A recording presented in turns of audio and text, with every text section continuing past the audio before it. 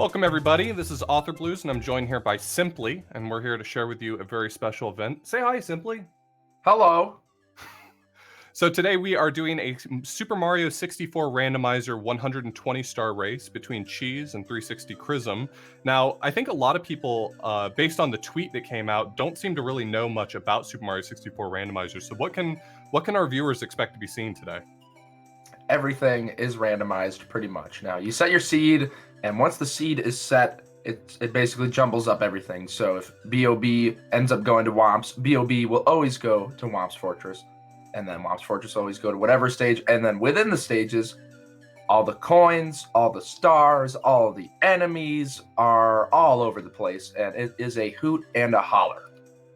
Yeah, there's a ton of stuff that has been randomized. Enemies, items within the stages, coins, red coins, stars, and this randomizer's been really well produced, thanks to Arthur Tilley and a lot of the people who have been testing it throughout the lifespan of this. We're only on version 0.5, I think, at this point, so it's come a long way. Seeds are completable.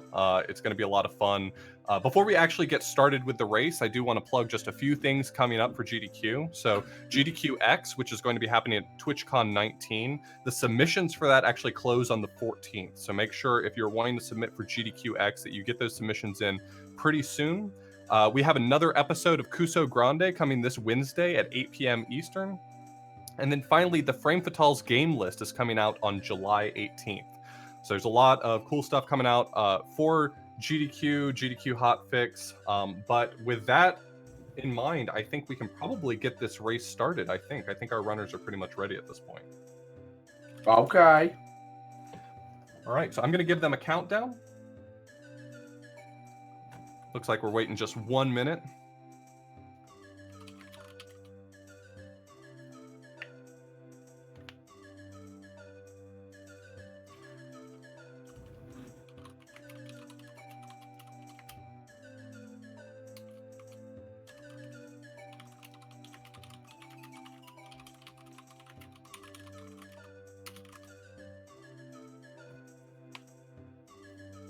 How is everybody doing out there on this beautiful Tuesday afternoon, evening? We're in the summer, some hot days, hopefully. Depends on where you live. Might be humid. All right, and we're popping. Yeah, it looks like our racers are getting off to a quick start. Now, there's a few options you can actually do at the very beginning of this race, right? Correct. Yeah, only a few of these doors are going to be unlocked. I think the door star counts are actually randomized as well, right? Yes, so it's actually kind of annoying. Sometimes you'll just get stuck behind a door. Like, for example, you can end up in Hazy Maze Cave, and then you can't leave until you have, like, 50 stars. So you're like, okay, I probably won't go back to that level until I have 50 stars. She's really struggling to time these jumps on these moving bars. Moving around, looking around. Looks like he was almost caught in, thinking that he wasn't in Randomizer for a moment, perhaps. Walk around looking for stuff, doesn't want to grab that star. So yes, you can go either to Bob-omb Battlefield, and that's what Cheese opted to do here, or you can go for the Chrism approach and go straight to Vanish Cap. And honestly, there's theories for both of them being better. It really is RNG that's up to whether or not it's better. Yeah, I think the only main advantage you get for heading to the moat first would just be if you get a stage that happens to be Vanish Cap and you exit it, you don't end up in a water-filled mode. Exactly. Yeah, that, and also Toads are randomized. So once Toad spawns, which in the basement he spawns at 12 stars, he can be over by towards the moat. So you'll have to go over to that area twice if you end up going to the moat first. But it looks like Cheese is opting for 100 coins in TikTok Clock. And this seems to be his formula. I have seen him do 120-star rando before. Wow, those coins were like, nah, I'm out of here. But Cheese will not let them leave. On the prowl, getting them taken care of. It's sort of the strat in 120-star randomizer. You want to get the long ones, the big ones, out of the way. And that is what Cheese is going for. Chrism opting to take care of these reds in Dark World. I mean, you got to do it all, right? It's 120 stars, so it's basically up to you on how you want to do it. And Cheese thinking about how to get this red coin.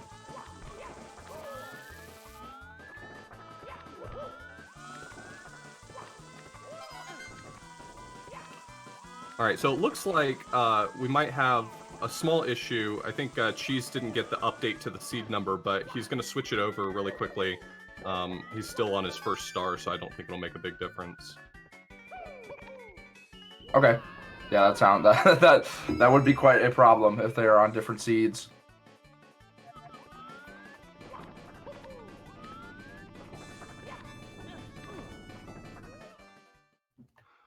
I don't think it was a huge issue, and in fact, Cheese didn't really manage to get any stars on his first pass, so I don't think it's going to be a big problem. We're just kicking this off, so it's not a huge issue, not one that really I think warrants completely starting over.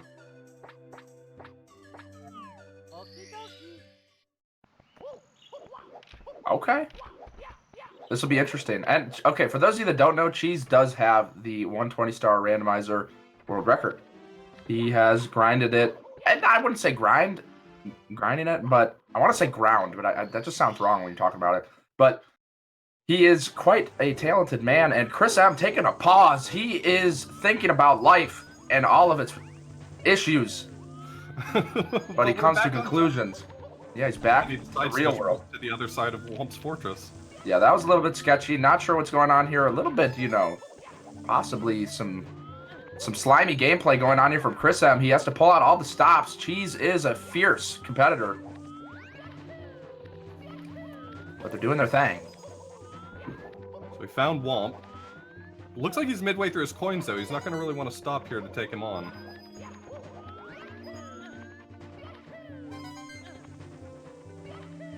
So what's the big decision when you enter a new stage, one that you haven't been in yet? Are you focusing on 100 coins early, red coins early, or do you want to get the lay of the land by just picking up some free stars in the stage? I am of the camp.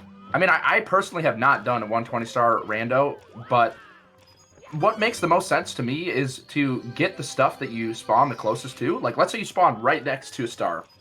Sure. You might as well grab the star because you're going to save time. There's no way you don't save time by getting that star because you're going to come back in the level and there's going to be a spawn. Like, if you wanted to get that star later on, getting a lucky spawn like that right next to the star probably won't happen. Chris, I'm out here. This is very scary. If you move just the wrong way, the mechanics with slopes will leave you dead. Womp's Fortress is a really nice stage to encounter in Randomizer pretty often, but with 120 star, it's incredibly common to end up with coins, red coins, and stars out there on these steep slopes on the side of the stage. Yeah, though it's really unlucky when you get stuff that spawns over there. It doesn't take much for a back kick or a speed kick on one of those slopes to turn into a belly slide, and at that point you're just out of control.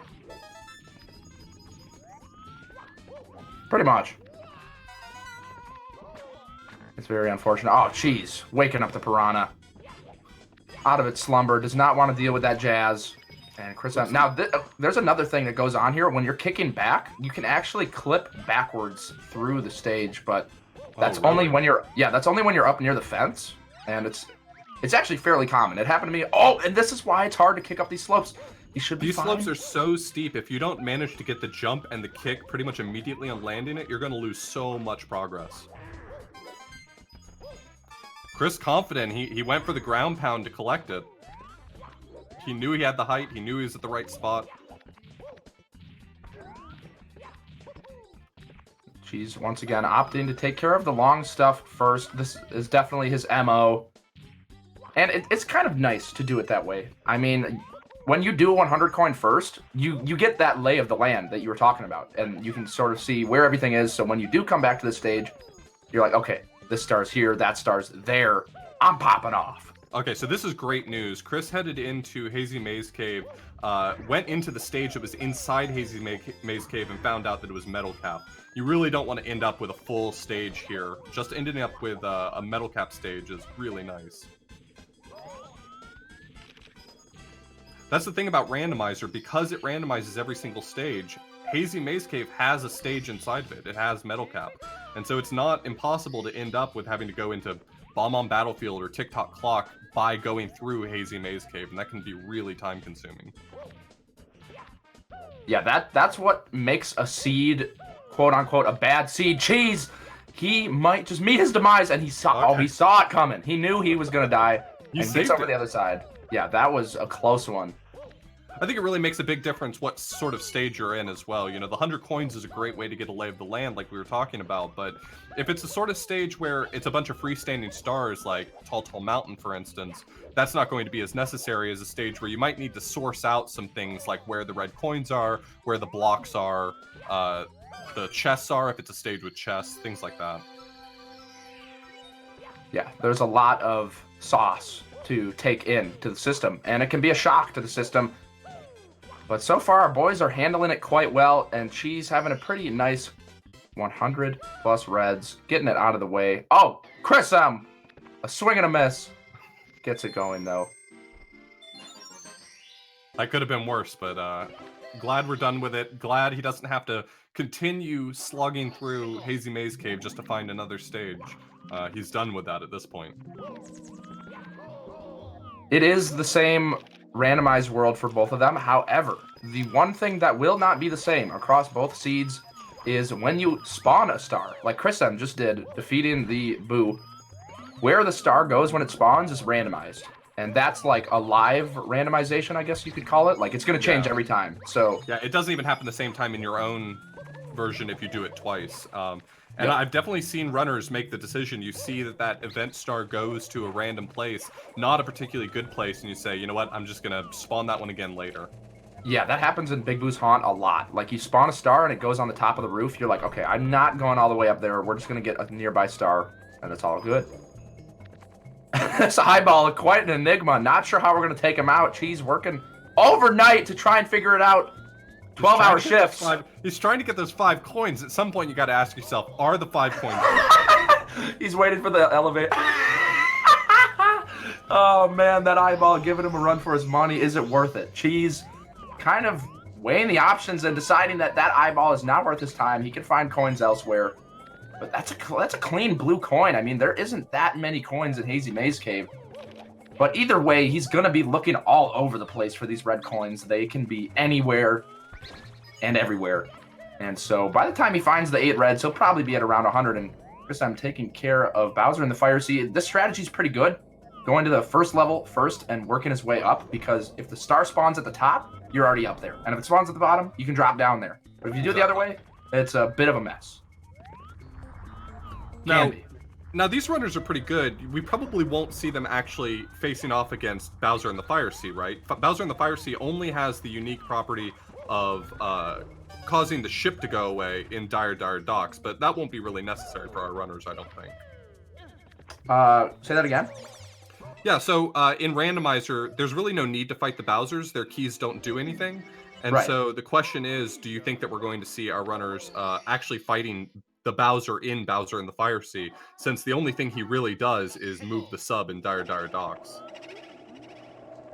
Oh, yeah. No, that would actually be a disadvantage, I think, if you moved to the sub, because, I mean, I see what you're saying now. Because then that would spawn the poles. I don't know, actually. I wonder if Chris M might opt for the poles. I mean, I'm not sure if we'll see it from Cheese. If you're not comfortable and familiar with it, getting up to the blues off of the sub is, I mean, it's not trivial. It's definitely not. There are some strats that are a little bit easier than others. And Chris M taking care of that red coin star. But we'll have to see. I'm quite curious. I bet Chris M can whip it out. I mean, take a couple tries. Doesn't take that much time. If you think that it's going to be harder for you to get the blue coins, I mean, fighting Bowser in the Fire Sea is a snap. It is pretty quick. Okay. She's searching Big Boo's Haunt. You know, one thing about 70-star randomizer is Big Boo's Haunt is a real coin flip. If Go on a Ghost Hunt goes well, it really does open up the opportunity for a lot more stars, but Go on a Ghost Hunt can be notoriously trolly, what with so many of the ghosts ending up on the roof of the house, sometimes on the backside of the roof of the house. They're all over. Yeah, so actually finding the 5 specific boos that you need in order to spawn the Big Boo and then fighting him, that can be really time consuming. And so it's a toss-up whether or not Big Boo's Haunt is even really worth a lot of time in 70-star. Our runners aren't going to be able to make that choice because, of course, they're going to have to go on a Ghost Hunt. But, you know, we can see Cheese here working his way through Big Boo's Haunt. I mean, this stage can be troublesome in Randomizer. Definitely. I'm not sure what he's mixing with the 100 coin. I bet he is doing go on a ghost hunt. That would make the most sense, because if you're getting 100 coins, then you're probably killing all the ghosts. Cheese with the level 10,000 bait. This camera, man. It is... Okay, there is a strat where... So, Mario KMC down is a pretty good camera to use on the rooftop, but if you are not in Mario KMC down by the time that you go up here, you can't switch to it. So you just have to do Mario Cam like Cheese is doing, because Lakitu Cam will not offer you any help if you're on this side of the roof, but Cheese does get the kill.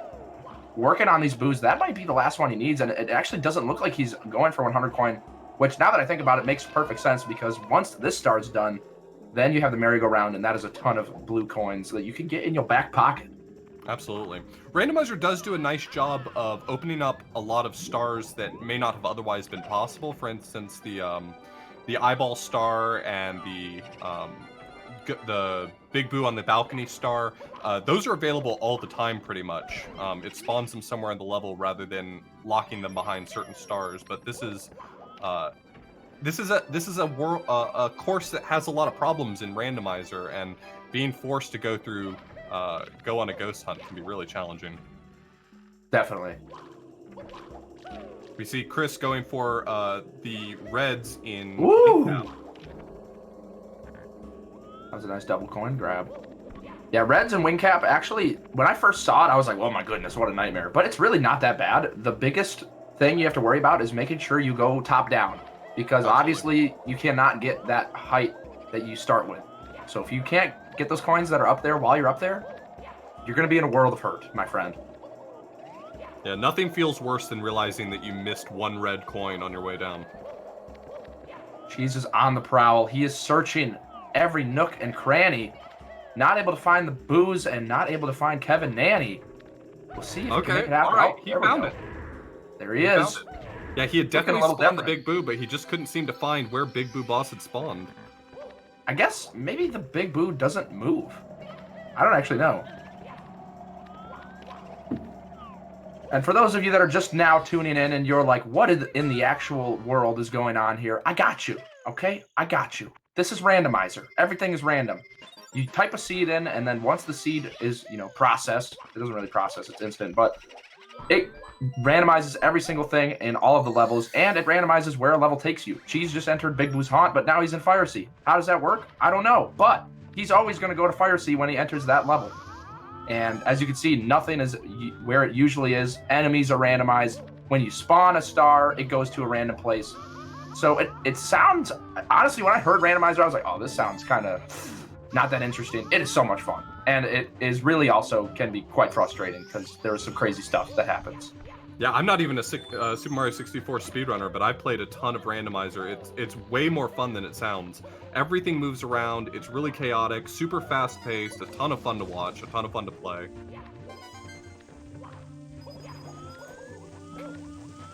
Absolutely. It has been, I mean, me, Cheese, and Punky have been doing a lot of races of Randomizer. So we got Chris going down Princess's Secret Slide right now. The time is the same that you need to get, but the box moves, so that means that at some point he's going to have to come back here and get that box off of the slope. Yeah, this is actually a faster stage. Like, there's some stages that get consistently faster, or stars, than vanilla SM64. And this is one of them because that box, you can get it while you're riding down, which is super nice.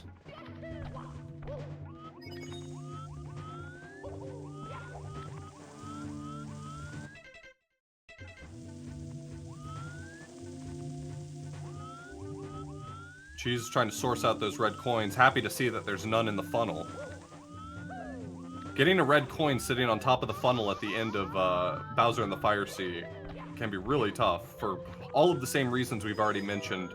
That slope that builds the funnel for Bowser in the Fire Sea can be really tough to get back out of once you've entered it. He's doing exactly what you said. He's heading down to the bottom. You want to get those red coins from bottom to top, because once that star spawns, you don't know exactly where it's going to end up unless you found the star pad, and he wants to make sure that it's not going to be something he's going to have to backtrack a ton for. And there it is. Up at the top. See, if he went to the bottom right away and then went up, I think he would save some time. But this is honestly not too bad of a spawn. You can get there pretty quickly from even where he was, so not a huge deal. But man, Chris M is cooking the yams right now. 15 stars in his wallet. Cheese chilling at 4. He did have to restart at the beginning, but that only dropped him about 3 minutes. That's not that many stars worth. However, I think they have a different philosophy. Chris is going for some faster stars, and Cheese has already taken care of some of the longer ones. Some of the more it's really hard to just compare runners based on their star count. Because there's a lot of stars that take a lot of time. We've seen Cheese hunting high and low for coins and reds in Hazy Maze Cave, hunting high and low for coins and reds in other stages, whereas Chris has definitely been taking those easy stars he can get, and I think we're going to see a lot of this normalized as we get slightly further through the race.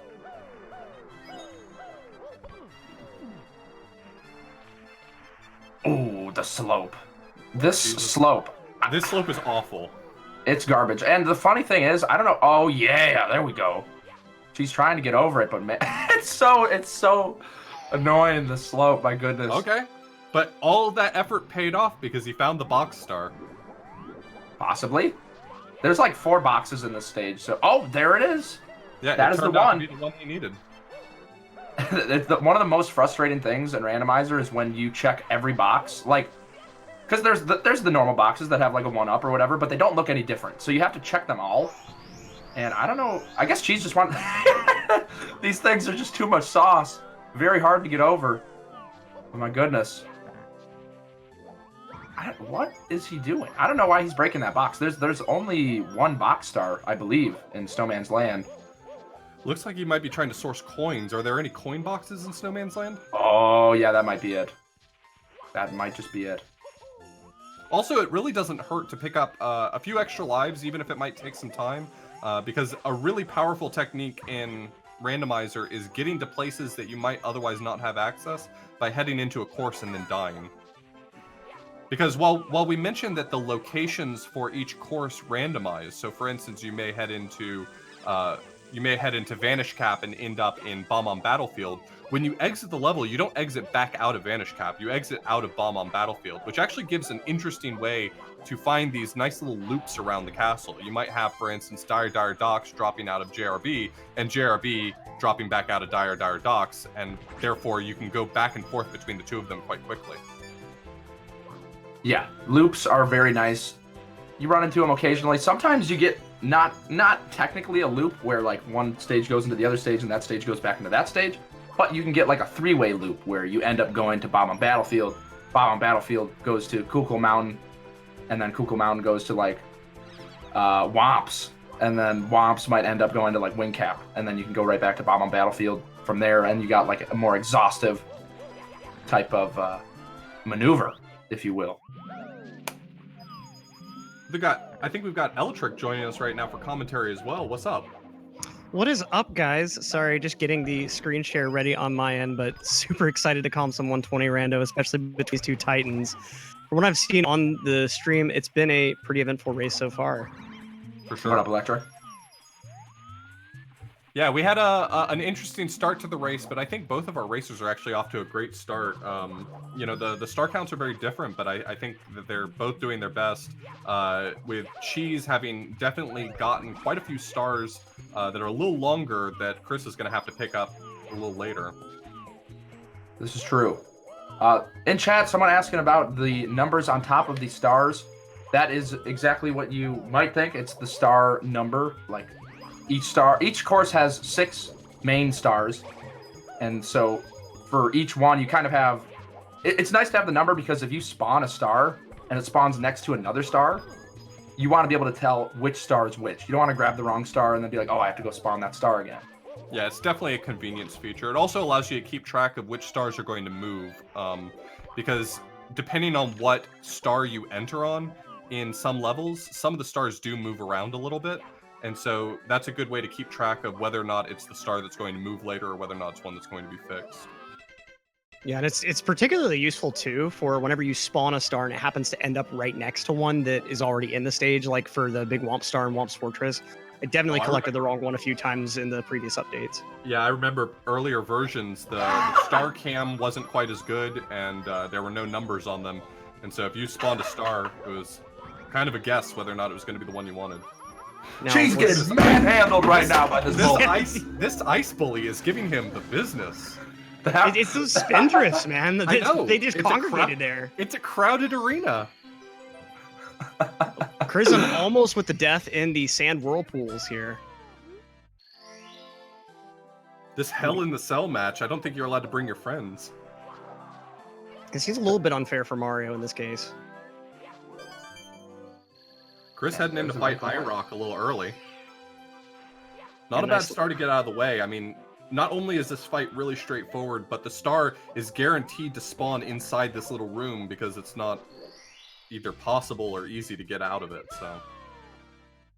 I wonder if you Yeah, can get out the of it. room That'd be itself really is hard. loaded separately from the rest of the pyramid, so if it did spawn outside, it would probably get lost whenever you were able to get outside. that It's the makes same sense. as very rarely a star from outside will spawn in the tunnel to IROC, and it'll be ungrabbable because it'll despawn right as you cross the threshold. Oh, wow. So There nice it quick is. star, another nice quick star from Chris. It's really showing off his strategy. And both of these are perfectly viable strategies. You know, picking up the quick and easy stars in order to get those out of the way and then save the more difficult, longer ones for later once you've already sort of gotten the lay of the land, understand what's sitting in the stage already. Picking up all these stars, Chris is going to have a pretty good idea of where the coins are actually located when it's time to finally do reds and 100 coins, so... Yeah, a lot of these really short stars, you want to optimize how short they are by getting them only when you get a spawn close to them. Obviously, if it's the last star in a level, you really have no choice, but Cheese's decision to go for a lot of these 100 coin stars first is really, really smart because he'll know the layout of the level, and with all of his future spawns, be able to just go do really quick tasks very fast. Yeah, not a bad strategy in seeing the whole level. And speaking of seeing the whole level, I've seen Cheese do it a couple times. I don't know if I've seen Chris do it. Using the C up is really good to actually take a look around and see what's going on. And there's a lot of levels where pausing the game will give you a sort of overview of the world, and you can see a lot. And Chris actually taught me that. So I wouldn't be surprised if we see Chris busting out the pause menu here and there just to get a quick look. It's really useful in Tall Tall Mountain.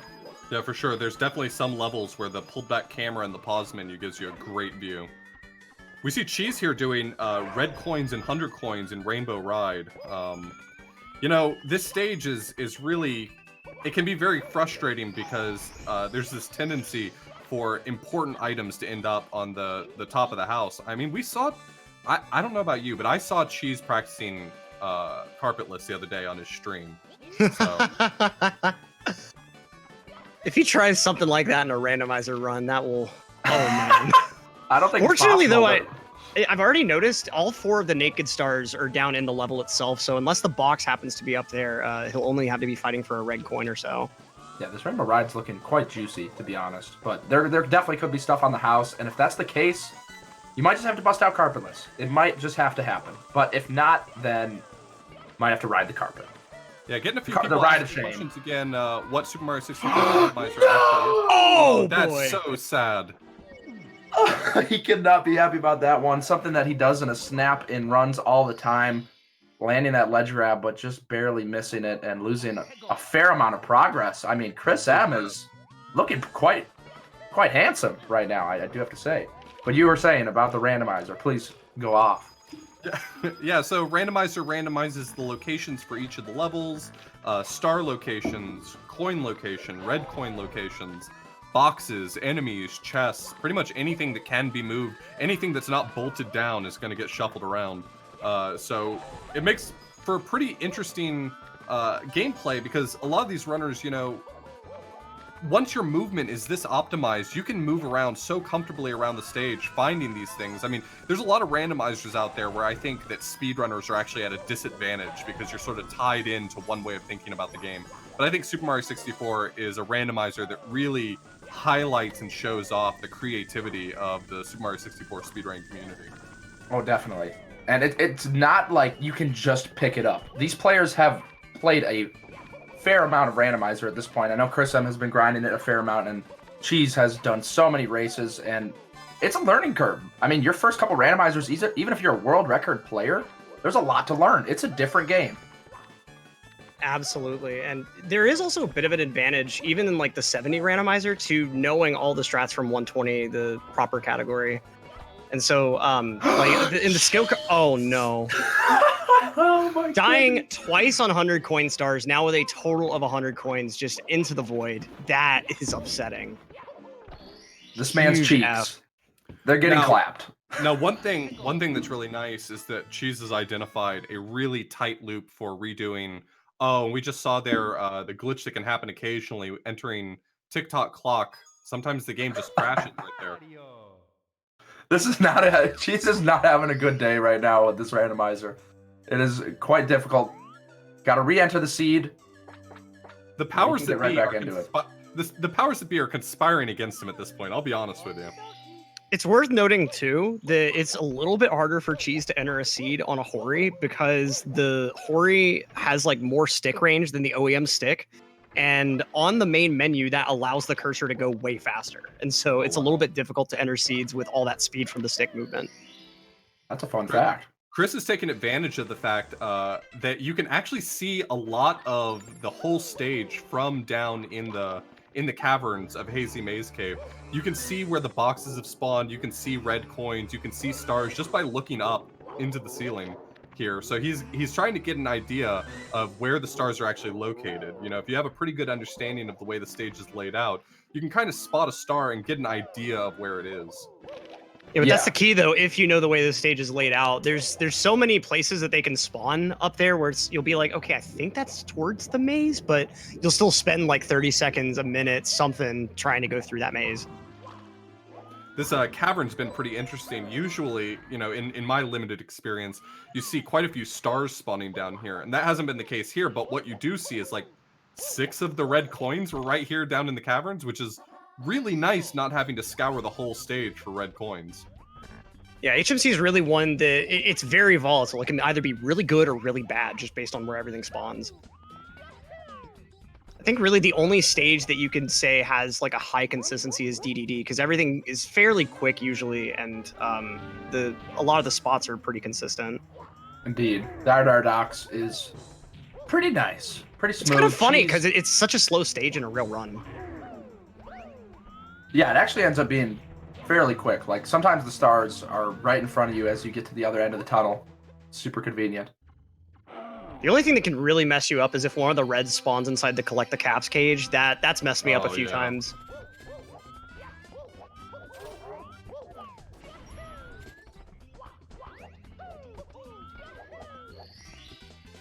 Chris, I'm making some nice progress on 100 coin.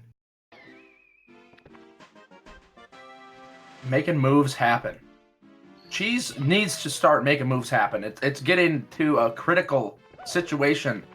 I mean, at this point, he's had, I think, two or three stars where he's gotten about like halfway through or even further on the 100 coin and then died. Rainbow Ride, TikTok Clock. Yeah, he Tough. has- Now you he's see had a here- few testy spots.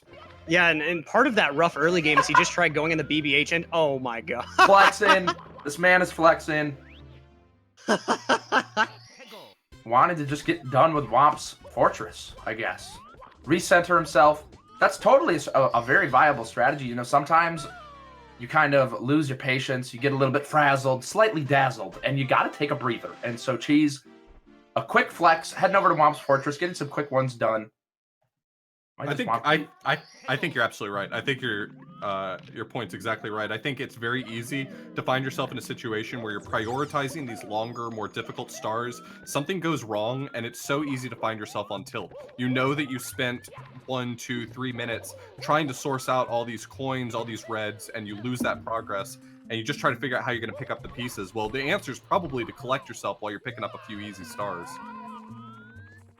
Yep, and it's worth noting too, the lobby of the game can be really restrictive at first, and it can kind of railroad you into like just trying the same level over and over because you only have access to one zone at first. All those doors have completely random star counts, and then the lobby, they can be all the way up to 25. And so Cheese with the LBLJ there, kind of just trying to make a path for himself to be able to do something else besides what the game is trying to lock him into. It can be really rough starting these seeds because of that. Once you finally get to that 25-star threshold and all of lobby is open, your options just become very vast. But before that point, it's rough. Yeah, for a lot of the start of this, your only access to most of these courses is just by way of making your way through other courses, so... Yeah, you're really just hoping to find a good loop early on that doesn't happen to dump you out in the lobby really prematurely. It's really sad whenever you find, like, oh, BOB's Rainbow Ride. Rainbow Ride's HMC. HMC's Secret Slide. Great. Everything's just trying to send you back. Yup.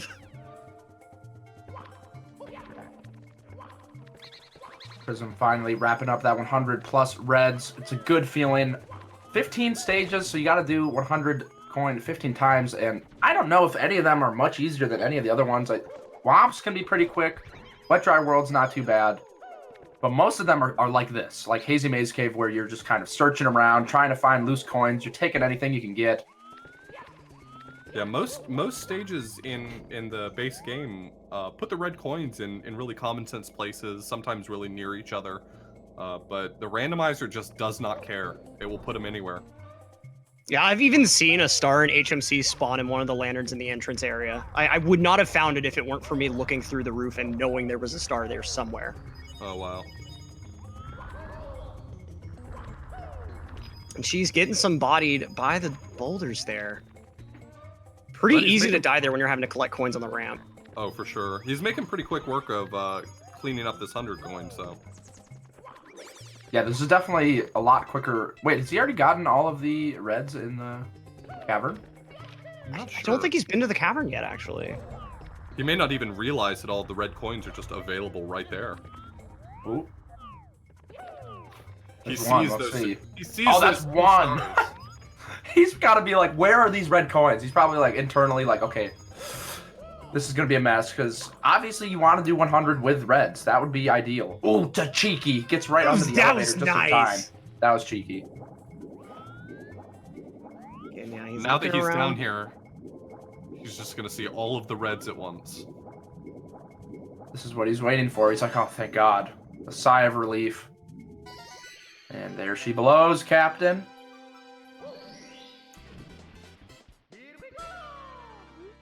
Nice little 100 coin to add right into those books.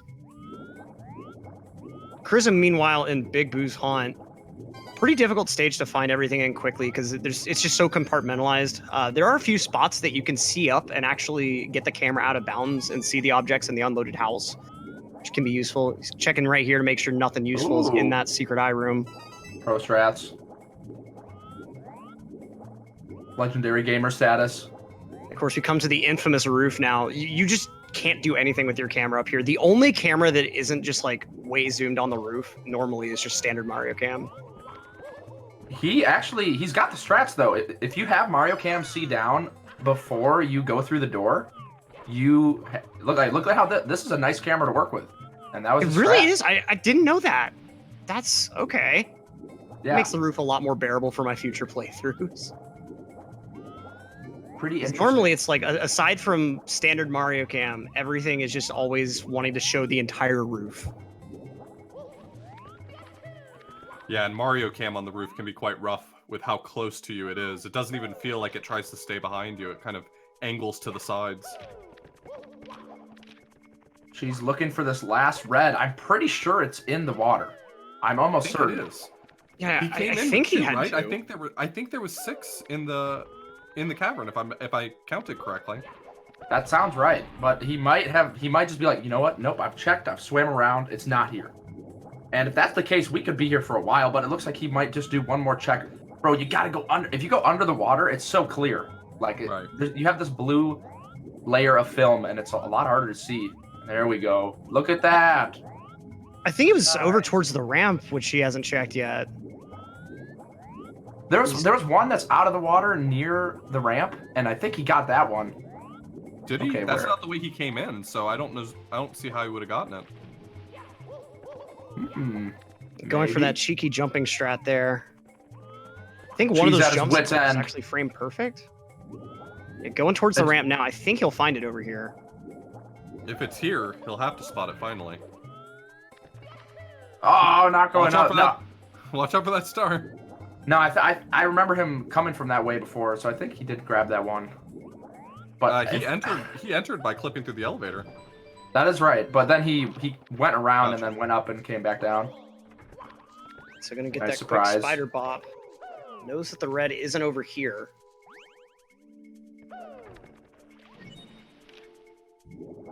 We got the all caps coming in chat. He did. We got the facts coming in. And the chat, coming in with the support. The man has done it, but he's coming back up here. There's a mole in the ramp. Perfectly normal.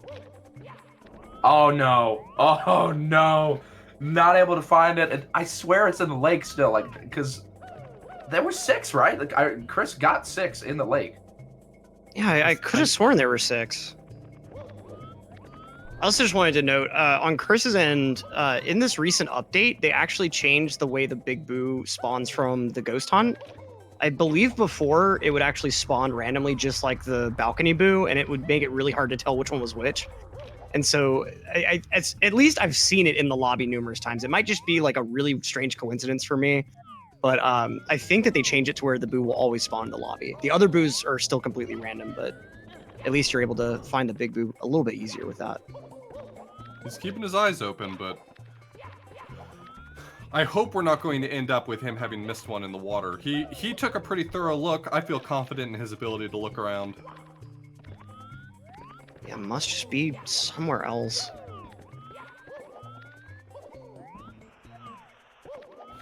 Five in lake and 1 on the ramp. Okay. Then maybe the last red is not out. You might find it out here.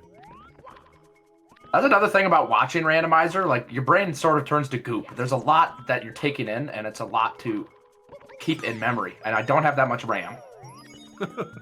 Yeah, a couple of my sticks shorted out just the other day, so it can be a little bit hard. Nice reds in this cavern for Chrism, though. This can be a pretty big death spot for a lot of people.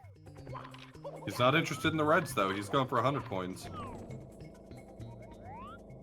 I wonder if he'll end up coming back for that other red or just combine 100 with something else.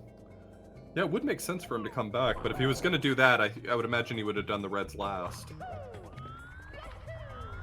Oh, denied. It looks like he's going to go for piranha plants with 100, which is maybe not a bad pick. You're already searching the whole stage for these sparkles to identify where the piranha plants actually are. So it's a good opportunity to also pick up 100 coins while you're at it. No. Okay, yeah, redirecting that burn very easily. Ooh. This Goomba not in a great spot. Grabbing that blue before it flies over the edge. And time is ticking. Cheese has to find this red. Nobody's quite sure where it is. There's a lot of theory crafting going around the town. Gossip and rumors. Chris M already conquered these reds. So what do you do right now if you're Cheese? Do you just continue hunting in the same directions that you've already gone, or do you maybe head down to the cavern and see if you can spot it from below? At this point, if I was Cheese, I think what's going on in his head is he has already thoroughly checked everything. But he might go back down. If I was Cheese, I would honestly think that it's not possible at this point. But it is verified, it's tested. Chris has already got it, so we know that it's happening. But he's back in the lake. Will he find it this time? Go under. Get under the water. Did he check in the metal cap room? Maybe it's in there? He did. Okay. He did check in there. Nothing to be found. And I'm not seeing any reds in the water. Yeah, like I said, I feel he's pretty finally confident going in his under. ability to spot a red coin. I mean, he has to be like, he has to have the eyes. He's got the record, man, and he's been doing 120 randomizer a fair amount. He's been here before. I mean, this isn't anything completely new. And he decides, maybe. I wasn't sure what he was deciding, but I was really worried he was going to collect that star. All right, so Chris did get all of the piranha plants. He's here picking up the last 2 coins for 100, so it looks like for sure he is combining 100 with piranha plants. Not a bad choice for Tiny Huge Island. The piranha plants can be hard to identify. Most of the coins are in the tiny island anyway. Yeah, and one little thing about the piranha plants that's pretty funny is to make that sparkle effect, The developers actually caused every piranha plant to have the sparkle as like right before they spawn. So in Womps you can see that, in Bowser in the Sky you can see that. They just forgot to turn it off for every other stage. Yeah, it also goes to show that the tiny piranha plants and the huge piranha plants are the same piranha plant, because you get the sparkles for the tiny piranha plants as well in the huge island. Yeah, that's kind of disorienting. Like, you see a sparkle on the little island, you're like, oh, that's the secret. And then it's a piranha plant, and you're like, dude. But this just in, I actually thought that Cheese still had the record, but apparently Chris M has bopped it. I think Cheese had like a 240 something, and I guess Chris M has a 235, so Oh, wow. that is quite a improvement. Not too shabby at all. I wonder how low it's going to get, because 120-star randomizer is like 70-star randomizer is not too far off. I think the record's like a 55 or something like that, like not too far from the actual world record. But 235 is still quite a gap. I mean, almost a full hour. However, 100 coins get so much more time. Do you think in time we might see it coming closer to the actual 120-star world record? I mean, some of the stars get way easier to find. You know, we have Rainbow Ride here where all of the stars are out in the open, easy to collect. But like you said, the 100 coins then become more challenging. I think it'd probably require grinding for exceptional seeds. I think with the right seeds, it could certainly be brought lower, but with how volatile it is, I don't think pure skill is going to bring it much lower than like a 220, 210. Yeah, that sounds about right. Chris M, excuse me. Commentator, you know, saying Chris M. Going hard on that M, but gotta give it the light ism. I got you, fam. Yeah, the name pronunciation isms. There's got to be a word for that. There's a word for like everything. Meanwhile, Cheese working his way into BBH himself. Chrism going for the wall kick to get this box. A little bit of swag in here. Would look real clean if he got it. I think he's given up on it. We know it has the star in it. He isn't quite confident that it's even worth his time to worry about. Yeah, it's kind of an awkward spot, to say the very least. Yeah, the SL box is one that's also just super volatile. Like a lot of the time, if one box is just out in the middle of nowhere, you can almost guarantee that it's the star. And of course, it's super unfortunate when you're breaking your very first box and you don't know what it's going to be. It could be the shell, so you have that mobility. It could be the star, so you're just done with boxes. Nope, one up. Well, that's not too bad to have. I think the worst feeling is that you could really go either way with how you open boxes, but for some reason it always feels like you get it wrong. You know, if you're in the middle of trying to work on 100 coins and you open a box to get coins in Wet Dry World, it always ends up being the star and you accidentally collect it. But if you're actually looking for the star, you seem to have to open every single box to find the one you're looking for. Right. It's always a bit of a toss-up when you're first going into Wet Dry World and like you first try to start 100 coin, and before you even get 10 coins, one of the boxes is a star, and you're just like, should I even continue? Like, And that you can throw bully. yourself a little graph. It's like 10 coins, yeah, go for it. 30 coins, I don't know. at 360 Chris, I'm having to deal with this seppuku bully. Just gonna go ahead and grab the star off that one, not dealing with the other bullies just yet. The bullies spawns were kind of bad. I've actually had one seed before where all 3 of the shiny bullies spawned on a slope and died immediately. Oh, that's really nice. Yeah. Oh, I think what happened was, whoa, Chris, he might have just got ejected from the arena, but dodging the grab from the Chuckya with a ledge grab. I don't know what just happened there. If he actually went backwards or if his spawn just pushed him off to ledge grab. That was interesting. That was weird. You can escape those Chuckies, but when they're so close to the edge, even escaping will probably kill you. She's getting both 100 and reds in Big Boo's haunt. Yeah, fairly timely. Still needs to come back to Hazy Maze Cave for those reds, which is a bit of a bop. But I think he's making up some time here, definitely, in Big Boo's haunt. You think at this point he's worried that maybe that red is impossible? It might be in the back of his head, but I don't imagine know. he'll go back for it. You know, that's one of the other problems with Randomizer. When you know where all the coins are, when you know what order you're going to collect them in for the for vanilla game, it's not a problem. But you find yourself running in circles around the same level so long that you think to yourself, okay, Have I checked every single room? Well, I've certainly been in this room at some point today. I just don't know if I went there looking for this thing in particular. So it could just be that, you know, he spent so much time in Hazy Maze Cave, he's not sure which rooms he's already been in. He may have checked some boxes that he shouldn't have. Yeah, that's also the thing about, like, there's a lot of strategy going on, and depending on how you're feeling too is a big part of it. She's taking a pause, thinking about life for a moment, flashbacks to HMC, but he's snapped back out of it. I'm thinking he might want to find the other penguin before attempting the penguin strats, just kind of deciding on whether he wants to continue 100 coin or not. That penguin can just be so awful. It's actually a really good spawn for it because you can just go right down the ramp right to the mama penguin, but the absolute worst is when the right penguin spawns in the wall kicks will work area. So how are Cool Mountain 100 coins? Because I feel like, you know, it's not too bad typically because you can get so many of them off the slide, but the slide's a huge mess in Randomizer, so... Well, it's actually kind of the same because the slide coins will actually respawn when you re-enter the slide. So you do still use the slide for a ton of the 100 coins. I think that's in an older version. I think the newer version doesn't respawn coins anymore. Oh, okay. I knew that was a thing with the blue coin switch, but I didn't hear that they did that with the slide as well. Yeah, the slide was, you know, the slides were pretty much free in 0.4 version of the randomizer because every time you entered the slide, all the coins would respawn. But that has been fixed in 0.5, if I'm not mistaken. Okay, interesting.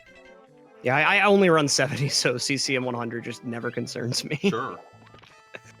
Yeah, if you didn't have to, there'd be no reason to do it.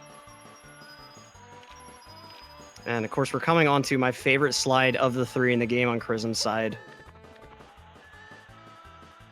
It's nice that he spawned high enough that all of those blue coins were available for him, because those are going to make TTM 100 way easier.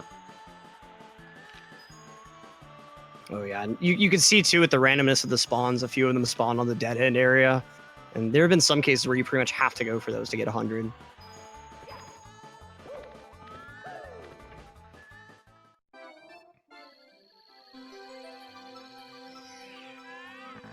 Chrism wanting to milk this slide for all that it's worth.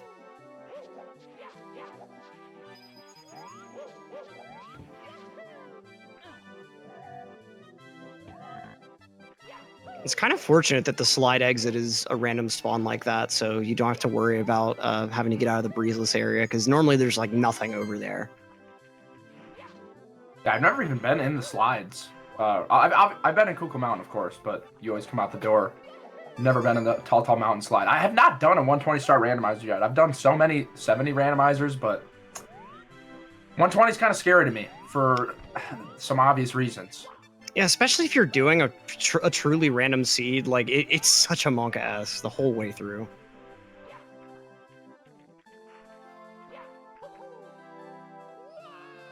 Ooh, and here's some coins Heading for into wall cheese. kicks will work.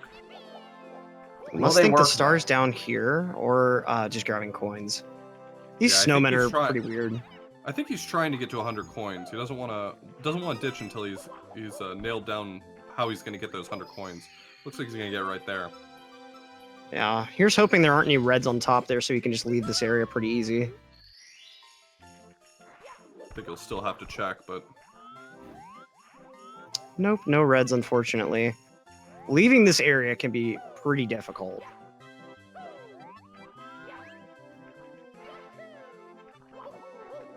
And she's actually deciding to, like, he's going well over 100 coins in many of these 100 coin attempts, and I think the main reason is you don't want to die. Like, yes, he could potentially just stop right at 100 with the red coin, and it'll be all optimal. Okay, Cheese having a good conversation with this Bob-omb, talking about a lot of things, but Cheese does not have time for these conversations. He's got to move. so only needs one more red coin. Opting to take the cannon, honestly, a way safer option than trying to speed kick across that slope. Definitely. Yeah, once you have the experience with those cannon shots, they're very free. It's only if you like haven't used the cannon since you were a child that everything becomes a problem, but in the practice for randomizer, it's weird trying to practice for randomizer, but little things like practicing some cannon shots and a few like special jumps can be really, really beneficial. Chris trying to source out a few more coins in Tall Mountain. He's not seeing them. Wonder if his option's going to have to be to go back into the slide to get him. She's using that pause menu. Yeah, both of these boys have been on a journey here, and this is just how it goes at 120 star. These 100 coins take so much longer than they normally would. She's using that C-up. Every tool in his toolkit, but no red coin. This man is cursed. He cannot find the 8th red. Happened in HMC, and now dealing with it once again in Cool Cool Mountain. How much can a man take? Chris, Exactly right. over and over, checking his pause menu, trying to see whether or not he can get a better vantage point on finding that. Some sources for some final coins for himself. I think he has all the reds already. I don't think that's an issue for him. I think he's just looking for a few more coins. Nothing's more painful than a completely empty stage and you're at this many coins. There it is. Found it. Yeah, what's Jesus, really got it. unfortunate is if those gophers would have actually dropped coins, those could have just completely filled him up right there. I think he already passed 4 of them while he was looking for these last few coins. I don't know. I mean, if I'm Chris, I'm heading back into the slide. It's not exactly the ideal place to spawn a 100 coin star, but it's better than not finding coins. Yep. Oh, And getting okay. the excellent spawn. Okay. The freebie. Easy money, as they say. Of course, But of course now now- in order to exit to get any other star, he has to do the whole slide. Yep. Cheese now with nothing to lose, 0 coins, is willing to cross the gap with some kicks. I wonder what it... Oh, he's in the snow. All good. So now he's probably going to be trying to figure out which of these is the right penguin. Is there any rhyme or reason to figuring out which is the correct penguin without carrying it to the mom? Nope. They are the exact same model. Wow. I used to think that there was a difference because like I could have sworn that occasionally I'd notice the penguin being a little bit thinner and it was always the wrong one, but no, there's nothing to that. It's the exact same model. You can tell when it's thin. The mom is a bit husky, and the child has the genetics, so it does have a little bit more meat. So if you can find the extra meat, then that is the penguin. I think that's been my favorite thing about... Oh, God. Chris just getting Wait. yeeted off the stage. What just happened? Did he Yeah, I not don't- get the red coin? A Chuckya grabbed him and hucked him off the stage. Oh, no. Yeah, All right, and that well, was this he is hadn't good grabbed the news. red star yet. He had it spawned but hadn't grabbed it. Oh boy. Oh, no. That is good news for Cheese, offering... That's like Chris's first real slip-up. I mean, he's been Yeah. cooking. The He's been water on is fire this whole boiling. time. But now, could be a change of momentum. We could see Cheese pick it up and gain on him a little bit closer. Okay, things are actually looking really good for Chris over here. One of the annoying things about Wing Mario Over the Rainbow is that if you don't spawn anywhere near the pink Bob-omb, you don't have access to the cannons. So it can be really temperamental entering this stage and just not being able to do anything because you haven't been given that opportunity. But it looks like he had a pretty favorable first spawn, if I'm not mistaken. Yeah, he pretty much spawned on top, and so he's looking pretty decent. And it looked to me like the Bob-omb is right next to the bottom, like he's on the bottom island. So no matter what, he'll be able to talk to that guy and get the cannon Yep. going. And there it is. There he is. Beep, beep, boop, beep, beep, boop, beep.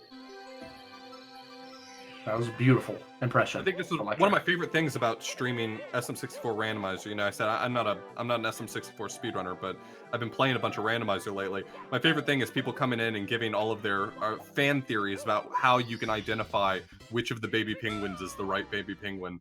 I've heard so many different stories, none of them true so far, and it's a ton of fun. Everyone's got all sorts of different ideas about the way they say "ma" when you pick them up, and like. L is real. That's all I'll say. You just Yeah. have to play like a legend. I really wonder how cheeky the developers felt when they wrote that text box for the wrong penguin where it says that it looks nothing like me. Like, huh? What? Chris Chris might is a little have too too- much. Yeah, Yeah, he's got too much speed. more than he bargained for. Oh, okay. It's just we go. flying right now. You have the same problem in Wing Cap a lot of the time too, especially when the coins spawn up high. It looks like he got the star all the way at the top. Not a big problem because he now has access to the cannons. Gotta play it somewhat safe on this cannon shot. Yeah, gonna go ahead and grab a Wing Cap refresher. It's weird how the Wing Cap has such a long lifespan compared to the other two. I think it's like 90 seconds compared to like 20 or something. You get almost no time with the metal or vanish.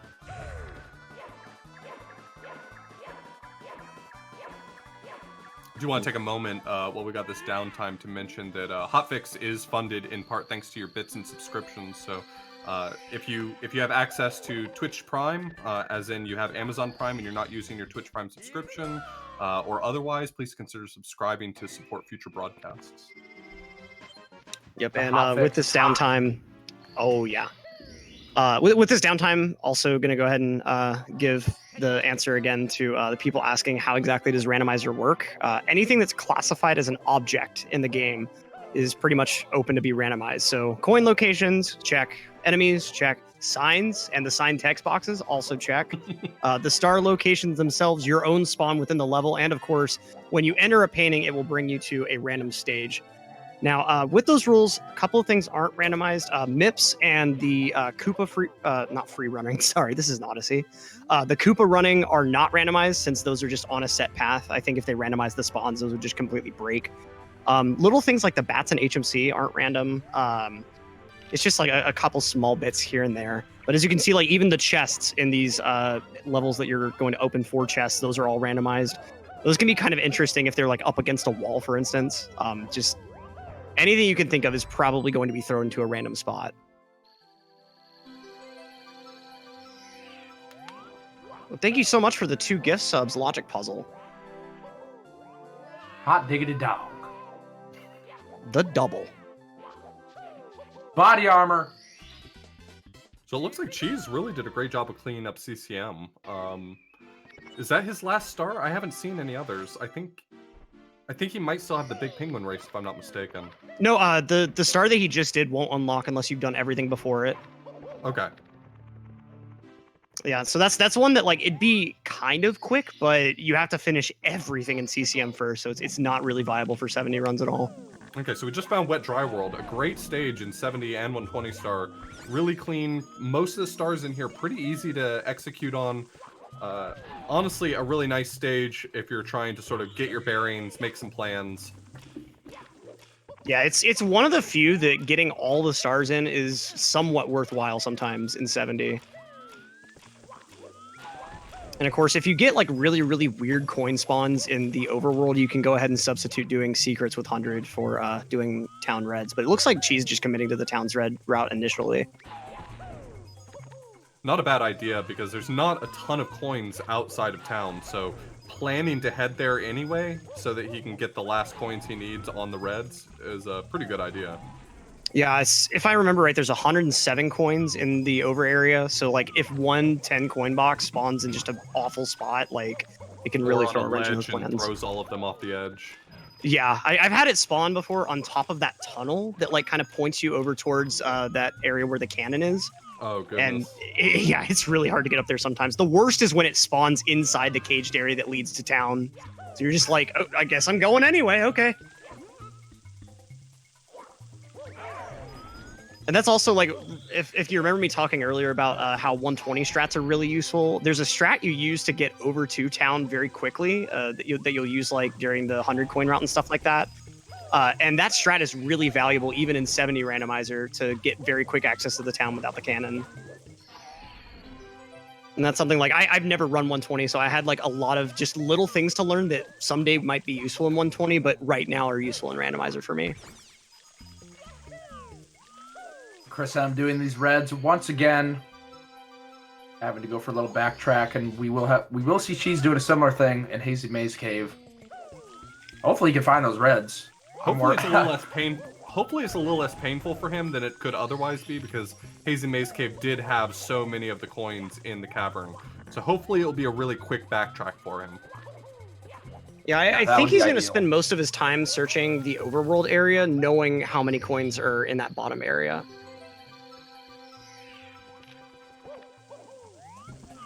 And 100 plus secrets for Cheese, not a bad choice. I thought he was going to go for 100 plus reds.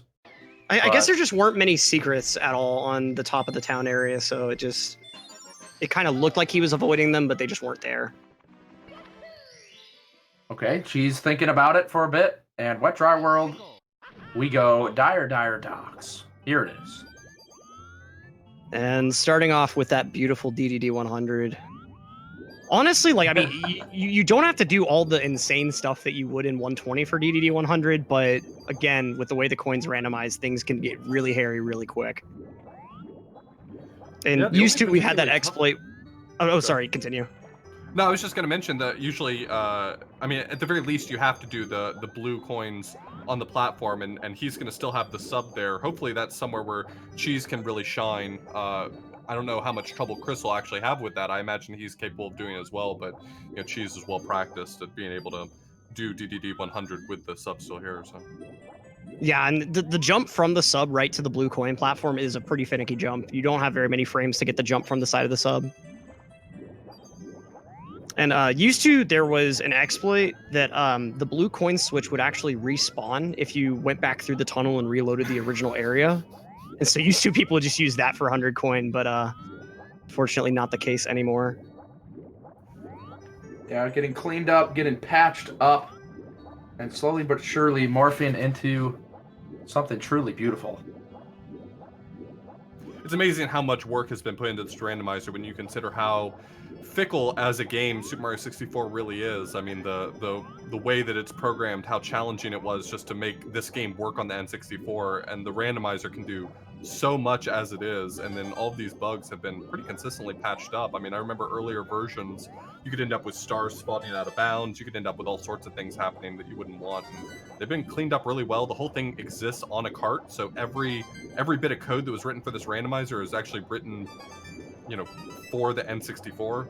So yeah, that's what's really awesome to me. Like the OOT randomizer, you have to always use the computer program to regenerate the ROM, and like if you're playing on VC, like you have to go through the whole WAD install process, and it's just such a hassle. But with this internal randomizer, it's such an achievement, but still like it's so useful compared to the externals.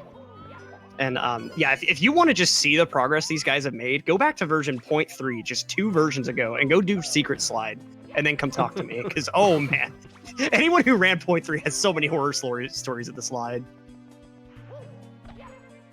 yeah, I think that was the nice. first. Oh, that was really, really well done. A very well executed wall kick too. So yeah, I think we're going to see him pretty effortlessly getting Reds and 100 together, which is exactly what you want to see. You know, Reds in Dar Dar Docks is one star that I feel like got way easier in Randomizer, because most of the coins usually just end up in the water. You don't have to bounce around on the poles, or worse if you're actually good at this game. Right. Yeah, if you've ever seen the DDD 100 moving in 120 star, that's just, it's frightening.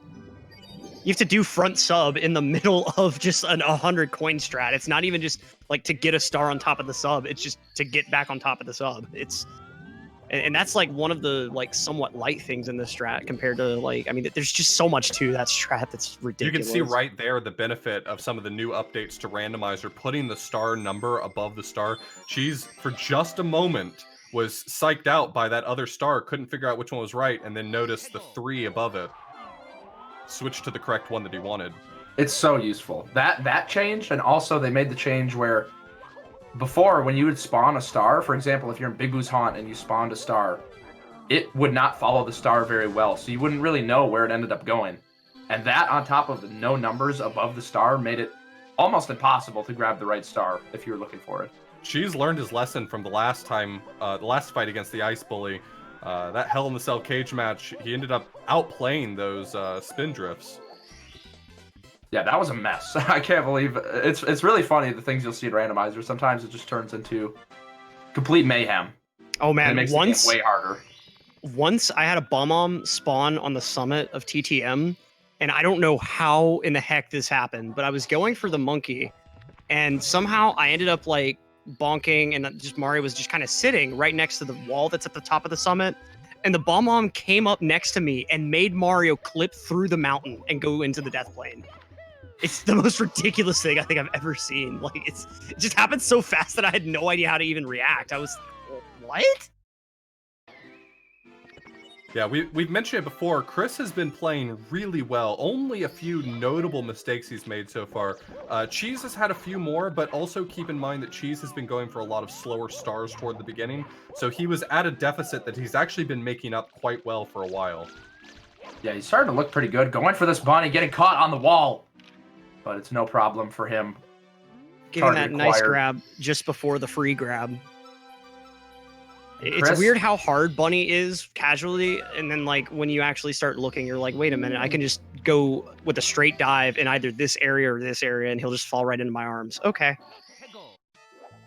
Chris getting all the mileage out of the pause menu here in Cool Mountain, finding these reds looking like a lot more effortltlessly than we She's saw. spawning inside the big house and finding the star immediately. That's what you want. If he had to get to that star, otherwise that would have been much more of a pain. But he spawned right next to it, grabbed it, in and out real quick, 1 free star.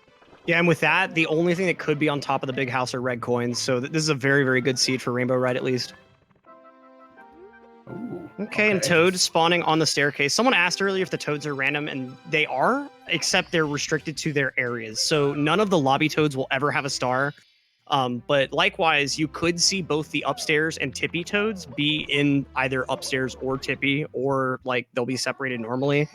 Occasionally, too, the Toad will actually spawn in the in the endless staircase area, which is kind of bad because in Randomizer, the staircase doesn't even open until 70 stars. It doesn't do the endless staircase thing at all. Yeah, it's a huge pain to not get that 1 freebie in 70-star randomizer. Oh, yeah. I've been so... Okay, once the Toad had actually spawned behind the door itself in the Tippy area. And so as soon as I went into the bits area, the Toad unloaded. But I didn't realize that. And so, like, I'm opening the door, I see the Toad there, I'm mashing B, and I talk to the Toad as it unloads, and it soft locks my game. Oh, that's rough.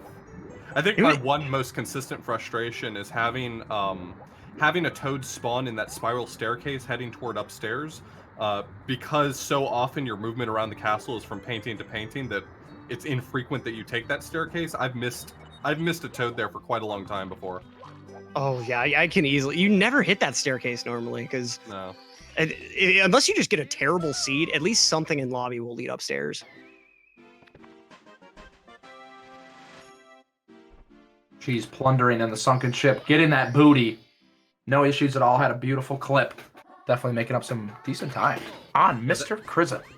That star that she's just got, I mean, you saw the numbers above the chest, which indicate what order the chests go in. And you might think, well, that's kind of an unnecessary change to make. It's pretty easy to just check the chests and learn the order. But for stages like JRB, for instance, where the chests can move to be anywhere in the stage, it's really nice to have that numbering so that you don't have to guess and trial and error. Yeah, if you didn't have the numbers above the chests and they were randomized how they are, it would be probably one of the longest single stars. Easy. I couldn't even imagine the heartbreak when you've got 2 chests and you're just trying to figure out which one's number 3. Oh, she's getting invisiwalled there. That's partially why, like, if you see people not go for the log wall kick strat, you'll see them go all the way over to the very end of the platform before trying to get on the log. This game is really weird in how it handles rotating items. And sometimes one of the textures on the log will be detected as a ceiling with no floor over it. And if Mario tries to move over that, the game just says no. And it looks like he bonks on an invisible wall, but there isn't technically one there. It's just weirdness with how the game is interpreting those polygons. Those dang polygons.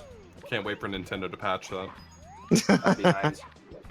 That's like the one thing Mario 64, like, if that happened, then this would be the ultimate game. But it kind of adds some spice and a little bit of charisma. Yeah, and I mean, there are ways to avoid most of them. Like in TTC, there's movement that you can do for just about every strat that will avoid any potential inviswalls. But of course, in Randomizer, all that goes right out the window. You see Cheese taking that way safer now, not wanting that inviswall to happen again. And again, the pause menu, super useful in Tall Mountain. We'll probably be seeing that a fair amount as he goes around looking for the red coins. And there's another one. It's really interesting, the sort of techniques and just ideas that come directly from Randomizer, because even casual gameplay, I don't think I would have ever thought to pause the game in order to try to scope things out, but Randomizer seems to have brought that specifically. Yeah, that and like what we saw at Hazy Maze Cave, where you see up down in the island cavern area just to see where things are. It's interesting. It's definitely its own thing. Yeah, for people who have speedrun this game and have an obvious love for the game, but haven't really been able to experience it casually in years, it's such a godsend. Oh, for sure. She's not getting that many coins here in the slide.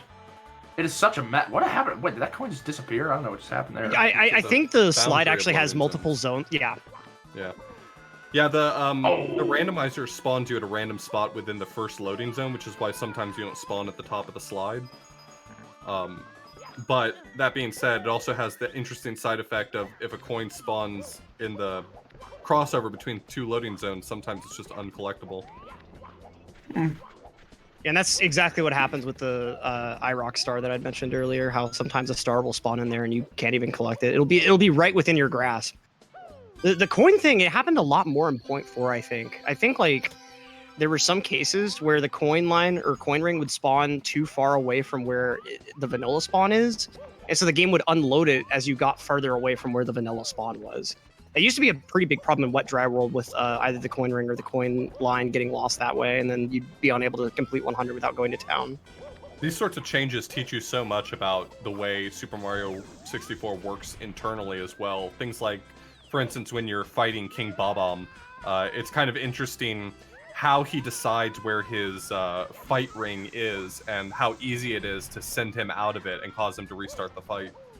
Yeah, I've had him once be on the wooden ramp in BOB, and my last throw, I threw him like to the standard ground, and he bonked and then jumped back up. It was so weird.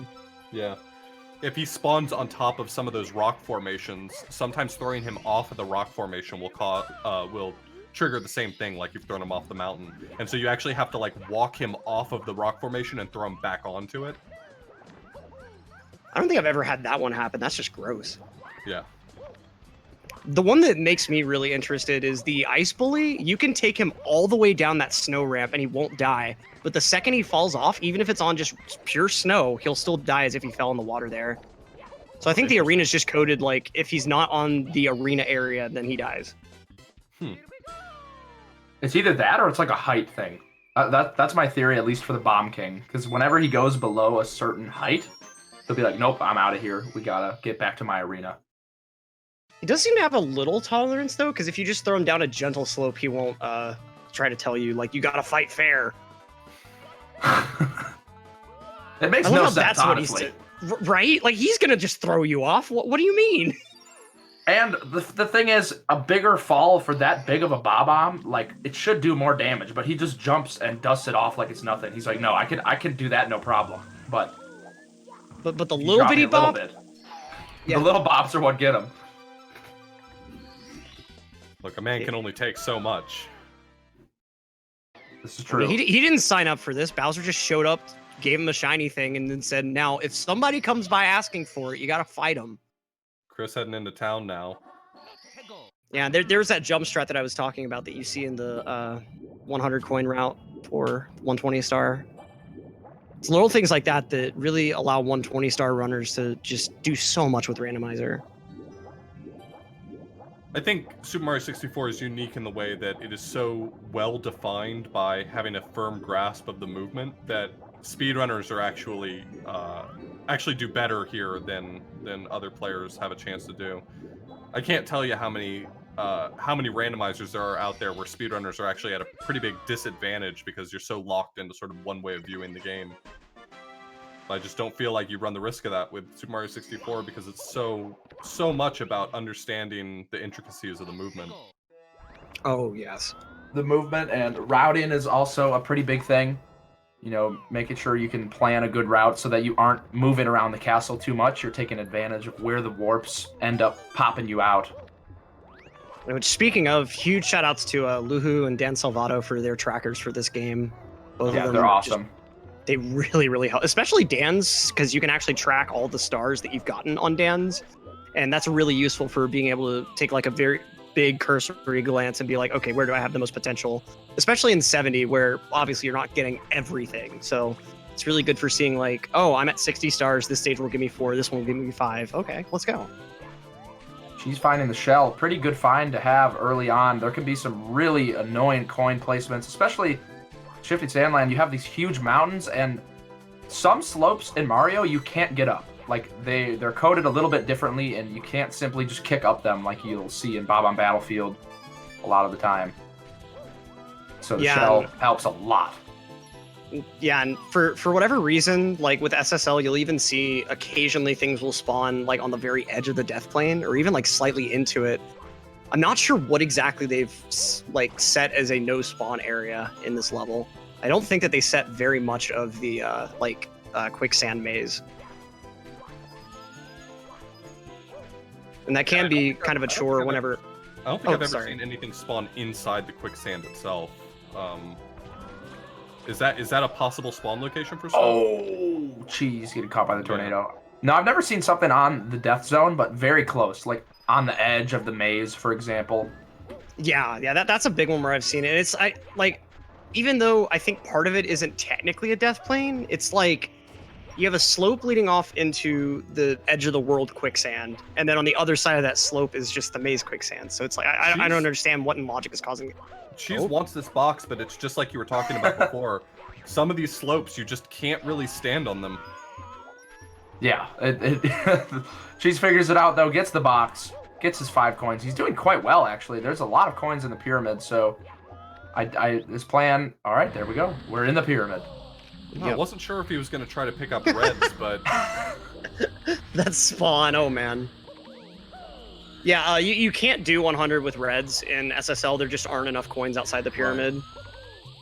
It's one of the very few that even in actual 120 star doesn't have a red coin pairing. Ooh, okay, athlete. Cheese. That was spicy. That was very athletic, to say the least. A real gamer moment. Real. Cheese is turning it up. For a moment there, he was lost. A lot of people in the chat have been like, okay, why is Cheese getting clapped so hard?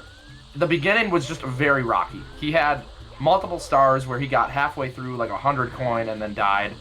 And he spent like a millennium in Hazy Maze Cave looking for a red coin that he still needs to go back and find. Like, he still has red coins to do there, so he's fallen behind a fair bit from that. However, many people have also brought up Chris does do a lot of fast stars, but Chris has also done a fair amount of slow stars. But if I were to guess, Cheese has probably done mostly slow stars at this point. Yeah, if I had to guess, I would say that Chris is probably in the lead right now, but I don't think it's by as big of an amount as the star count would lead you to believe. Yep. Yeah, I'd say it'd be safe to cut his lead like in half or something. But he is making it happen. Chris has definitely had less big mistakes. I think his biggest oof was getting chucked off a TTM without getting the red star, which compared to Cheese spending 5 minutes for 1 red coin, I think that's pretty acceptable. Yeah. Chris has been chugging along. Choo-choo, this train is going. You saw Cheese right there debating whether to get that Goomba or not, but he doesn't know where the other coin is, so... Oh, the amp at the top of the pole. These amp spawns are just so... Oh, man. That is the meanest thing. The worst one, this made me rage quit a run. An amp spawned near the elevators at the very top of bits. So, like, you couldn't land on the elevators without triggering the amp most of the time. And, of course, it would just shock you without landing you on the elevator. But when I saw that, I was like, I'm not even finishing this seat. I'm just done. Yeah, sometimes it can be actually very frustrating. Like, I've had some of the most fun with Mario that I've had in a while, but also some of the most upsetting and enraging things happen. Just because, like, when you're racing and you want to do good, you want to be fast, sometimes you just spawn into a chuckya and you get chucked off the stage and you wonder where it all went wrong. That's a warp? That's a warp? That is a warp. Okay. And the fun fact is it's a one-way warp. You can't warp backwards. You can only warp to that spot. What? That's so strange. What is that even intended for? I'm learning so much today. I'm learning so much. That's just to get to the 1-up? Wow. This game has so much hidden stuff related to 1-ups. Like, apparently there's a 1-up on the top of the fortress behind a wall or something? Yep, there's a wall you can break to get a 1-up. Like, there's just so many weird ones that, like... I guess it's just Nintendo wanting you to buy a Nintendo Guide.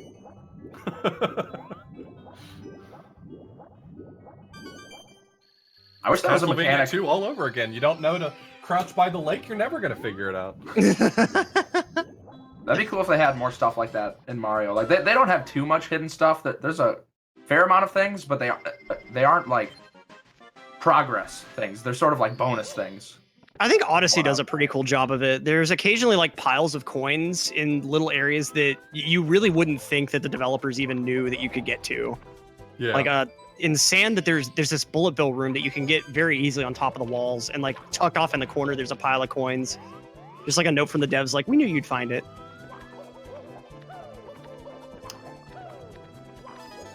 Now, Cheese is in Vanish right now. Vanish has the unique property, because it's got so many platforms on this slope right here, most of the red coins will spawn over here on this slope.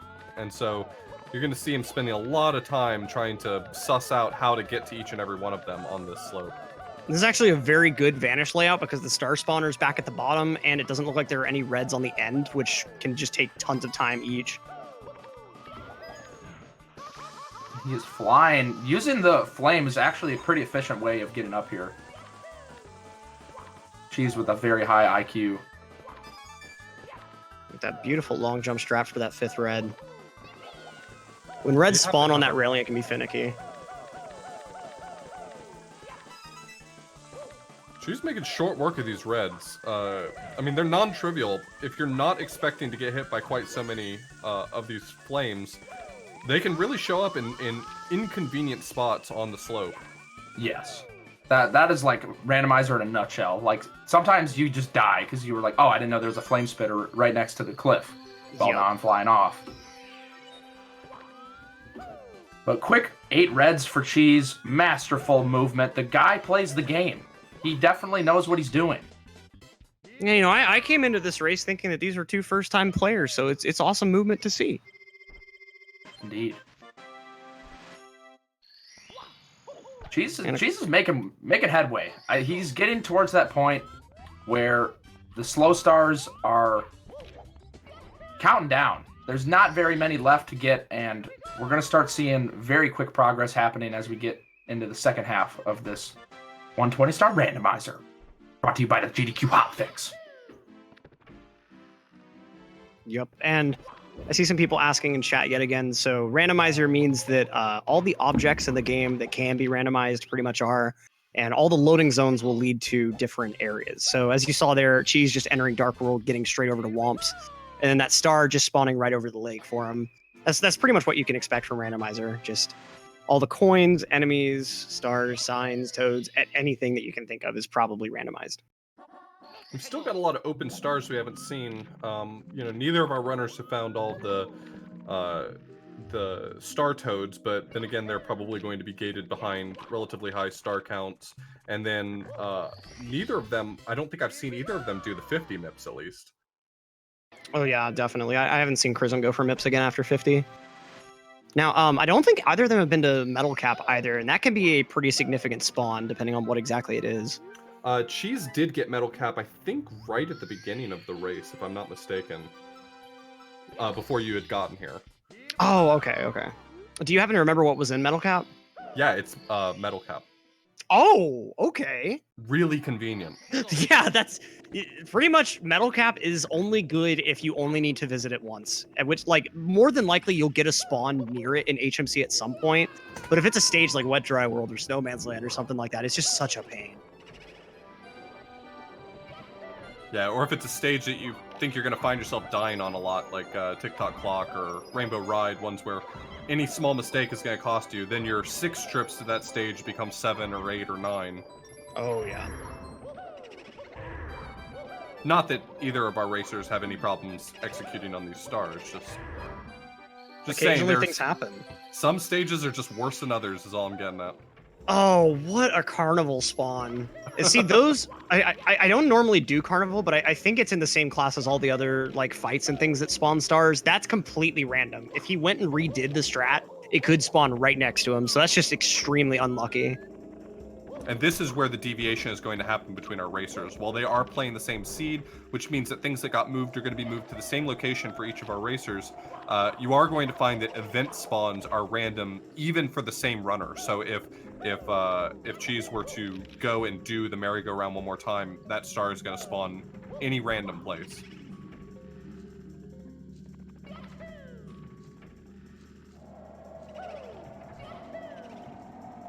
Chris, I'm trying to get a good view of this tiny, huge island. Not a bad spot to take a look out. That Oh, eagle nice. eye, that eagle eye spotted 2 secrets in the water from a distance. Wow. That's incredible. And those secrets, man. About the worst thing that can happen in THI is the box spawns over the piranhas area, because the piranhas area restricts your jumping. It's basically sand.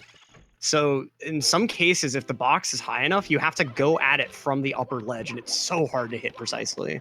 Oh, I've never encountered that, but that sounds awful. It is. It is.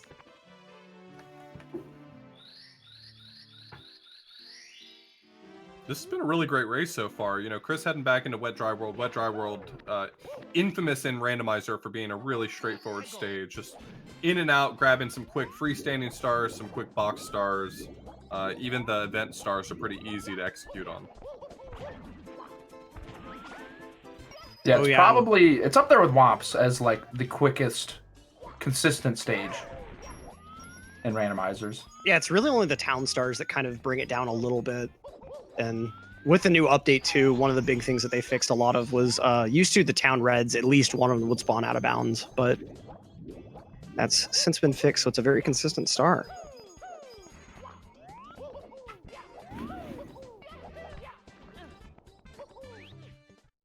Chris has got himself a nice set of stars he's all doing in order. You know, Wet Dry World heading him over to Dire Dire Docks. Dire Dire Docks also happens to be a pretty straightforward stage, at least. May not be the fastest, but relatively straightforward in Randomizer. Definitely. Cheese, meanwhile, just had to deal with one of the worst flame shooter spawns. If you get hit by that flame, it's GG.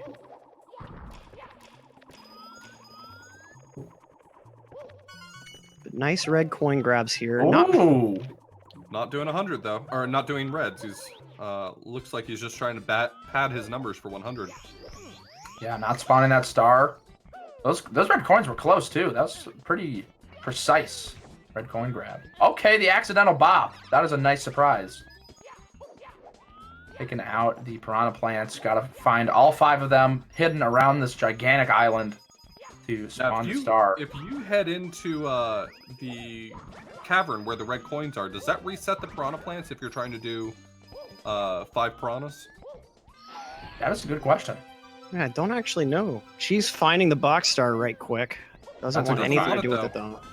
Still needs 22 coins. He's not having anything to do with that box star. He'll need to remember where it is for later, though. Okay, taking a peek. Nothing interesting down there. There is a big Goomba, and you got to make sure to ground pound these Goombas, otherwise you get the 1 coin instead of the blue coin. And that is pretty huge. Blue coins are so OP in this game. It's a little surprising that there's nothing between the 1 and 5 aside from the reds, which you only have 8 of. Yeah, they're very strong. I wish they had like a purple coin that was worth 3 or something. That'd make a lot of these 100 coins a lot easier, I feel like. That'd be interesting. Gotta take it a 9 little bit more. easy down this slope. He wants to make it to the side, but not with that much speed. This is kind of scary now. Cheese is getting to an area where there is breeze, and if you have a slip up or get hit in the wrong way, you can die. But it's a Goomba party, but that Goomba is not interested in giving Cheese his coin. But these two, no Nice. problem. Well done. All right. So from here, where do you think he's going to go? Maybe back for the box star or trying to finish? I think he's going to try to finish off piranhas. Yeah, I think would that's think the so, best too. combo. Seems like he's got a lot of them already sorted. Might as well just finish it off. I think that is either his 3rd or 4th. I think this one might be the last one for him. I think. Oh! Oh, that ledge grab save. Oh, My man. heart. This Goomba just roughing him up for fun. Cheese getting the last laugh, flattening him. And that long jump is so stressful, because if you long jump with the breeze, you'll never get enough distance, and you just have that little bit of room when the breeze lets off in order to actually get that jump out. Trying for this pretty precise wall kick ledge grab. Yeah, just going to go around. I don't blame him. Let's see. Yeah, he hasn't looked at the intro area, I don't think, so there could be piranhas over here. Yeah, that That wouldn't be unsurprising. Oh, I think we actually know one is by the pole. We saw that with Chris. There he is. Nice. You can't get one past me. Okay. The game's of course- like, nope, sorry. Just yeeting the star up there. The piranha says, okay, you can have it if you really, really want it. He does really, really want it. He needs it. Oh, fast. Not wasting a single moment. Excellent movement. Oh, man, that's so clean. No ledge grabs or anything on those platforms.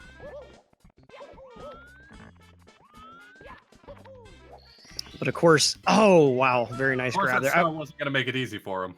Right. I thought it was a bit further back, and trying to get a star from the slopes on top of the mountain are just so bad.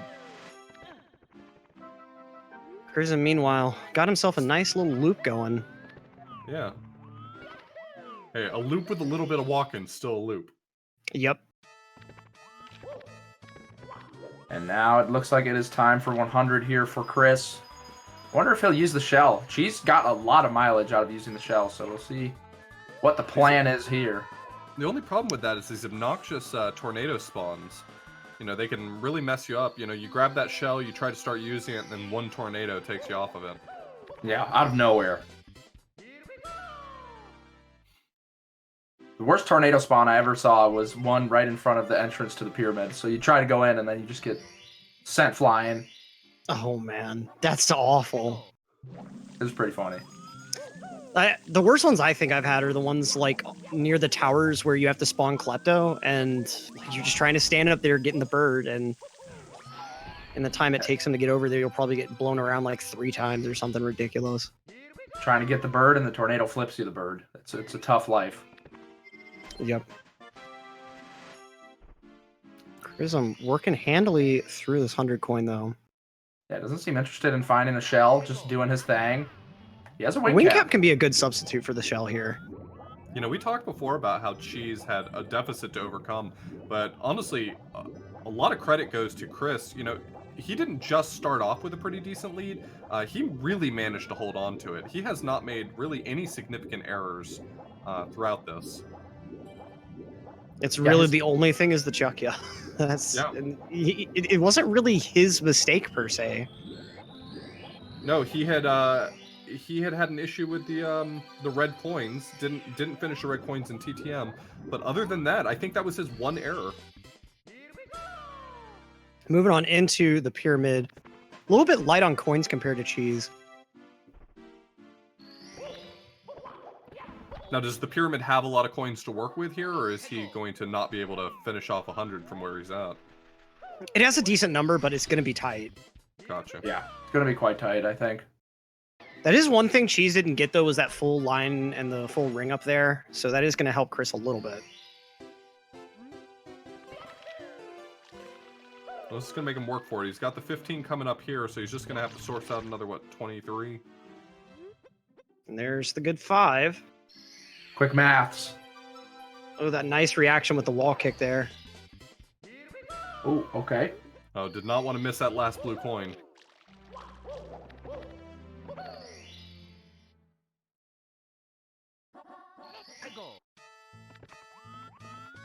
Wow, she's getting another spawn inside of the... That's actually like... There's definitely been plenty of 70-star randomizers where the racers are unable to get into the castle. Like, you know there's a star either on top of the castle or in the castle, but it's not worth riding. Okay, trying to get this wall kick ledge grab, it is very difficult. I don't even know why he's going up here. Yeah, I was about to ask, what do you think he's hoping to do or see from up there? I don't know. I think he just wants to check the glass boxes and maybe get a little bit of a view on the roof of the house. She's having a Mario meltdown. Cannot get this to connect. Get up there, boy. There we go. There we go. Oh my goodness. That And the was triple jump a dive. ride. Yeah, he Oh, just look wants at to that. be able to see on top. That's what. From that box, the pause will give him a good vantage of the top of the... That's smart. Galaxy brain. Yeah, That's actually really, really smart. I never would have thought of that, but that's genius. Now he knows that he does need to go up there, but he could have saved himself a lot of time if he hadn't had to. It's a Lakitu party. 2 of them floating around, throwing spinies. If he gets hit the wrong way, he could die here. This also could be very good news for him, because if he can get most of the coins out of both of these, that's going to do him a lot of favors for 100. Yeah, I think that was 8 or 9 from both, so pretty good. You can kind of see here too, like only really the center point of a coin ring has to be above the normal ground, so it's fairly often that you see these rings that half of it just reaches off into the void. Nice kicks there. Not even gonna bother with those last few. Chris wraps it up in the pyramid, finds his coins, gets it all taken care of, gets the secrets. Wait a second. That He didn't coin get- ring. He didn't get a coin. Chris just finished. I don't think he had 100 coins. I think he ran out of coins. It looked like he had 90 something finishing that, and that's actually a pretty decent flop. So another opening for Cheese. He definitely didn't forget. I think there just wasn't enough coins in the pyramid Cheese is for having a him to wrap great it up. undercoin in Rainbow Ride. Yeah, this was extremely quick from Cheese. Oh yes. I mean, the only downside was that time he spent trying to get that vantage point, but honestly, I think that was a really smart play for him. I definitely agree. Knowing what's on that roof is super important. I think I'm going to be stealing that trick myself. Yeah, I've actually had a star spawn on that later glass box, so it's not even completely fruitless movement sometimes. Just searching around for these. Going right side this time around. I think just trying to go for the setupless left side ledge grab there was what cost him last time. The left side is a lot harder to get the ledge grab on. Wow, Cheese still needing 3 more coins. I think, was there one on top of the house? I think there's 2 on top of the house, if I'm not mistaken. Oh, wow. Y'all were able to which glean is- that from the pause menu? Wow. Oh, God! He got his 100, though. That's, Yeah. He did get his 100. That's less of a blow-up, thank God. Yeah. Yeah, he only had 5 coins for the Reds too, so not the worst mistake in the world, but oh man, that's so rough to see. And yeah, I wonder if he hadn't kicked, if he would have been able to get that ledge grab, because he was trying to kick just to get back on top of the platform, but kicking has the side effect of preventing Mario from ledge grabbing. I don't think he was quite close enough, but that'd be really, really unfortunate if he could have saved that without the kick. I think while it's really hard to watch someone, fall off of Rainbow Ride midway through a star like Reds, I think that wasn't as big of a punishment as it felt like. No, definitely not. And now he knows where the Reds are, so he can sort of speed through that part. And the fact that there is also coins on the house anyways, and Might there do is him one some in the favors house. Spawning to... Might do him some favors to maybe get a better spawn for getting on top of the house. That's Yeah, true. because he does still have, I think, 3 or 4 naked stars left, so he has plenty of chances to get a good spawn. Even though it is somewhat unlikely to get that spawn, it does happen fairly common. It's just not as common as you'd like. And round 2 Prism. for Prism. Yeah. And this is also going to be a bit of time loss just because he's just going to have to exit the stage after getting that 100 coin star. Yes, this is good news for Cheese. A bit of an opening, maybe 1 or 2 more of these mistakes, which is very reasonable and possible. And Cheese is right on his tail. I mean, yes, 23 stars apart, you're like, oh my goodness. But to be honest, I'm not exactly sure, like, all the differences they've done. You know, it's hard to keep track. Cheese, no! Oh, no! God. Okay, he's Hey, still at least alive. he landed on something. Yeah. Trying to figure out how to restart this now. 13 coins away. I don't know what the magic of TTC is, but there's something about it that as soon as you start to fall, you're going to thread the needle on every platform on the way down. Yep. And of course, this stage is really where those Inviswalls come into play because of how many rotating platforms there are.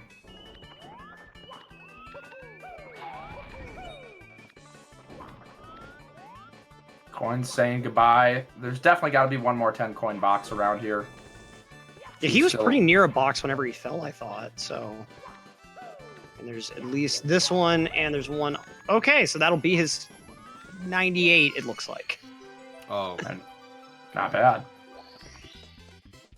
One more red needed, and he is taking care of TTC 100 plus reds. Making pretty quick work of it, to be honest. If you can find this red, we've Okay, what was that? You know that doesn't work, Cheese. You know it doesn't work. And... Oh no! Commentator's curse.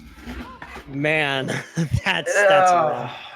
Cheese is getting wombo comboed by himself. He is infinitely comboing himself over and over. His poor cheeks. You know, he is getting the 100 coin stars, though, and that is just a super important part of what's happening here. So, not quite as devastating as it might look like, but still not a mistake you want to make nonetheless. Both of these came with the bonus of actually being able to finish off the 100 coins, which is really nice. Yeah. There's always a silver lining, I guess. It's hard not to start hunting for the silver lining, I'll be honest. Prism, meanwhile, going to be looking around for some reds. Okay, Tornado saying hello, giving him a little bit of action before sending him on his way. Going to be able to grab that red. Action, but Klepto really looking for a piece of the action there. Meanwhile, Cheese on, I think, 2 reds left on his 6th, I believe. Okay, right, he's in the danger zone again. Do not side flip. There he goes. All right. Hoping for that last red to be over here, but nope, just a star. Not quite there what we want. Oh, no, it was. It was over here. Oh, okay. A little flex there. Very nice wall kick. And the graphics looking great on Chrism's side. I don't know what's going on there. Like, he must be on emulator. He is. Yeah. I think he's one of those that really likes the Xbox controller for Mario for some unbeknownst reason. Once you get used to it. Yeah, fair.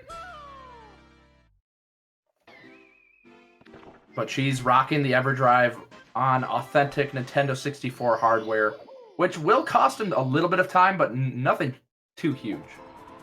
So just some lag here and there. All right, Cheese gonna try his hand at wing cap reds.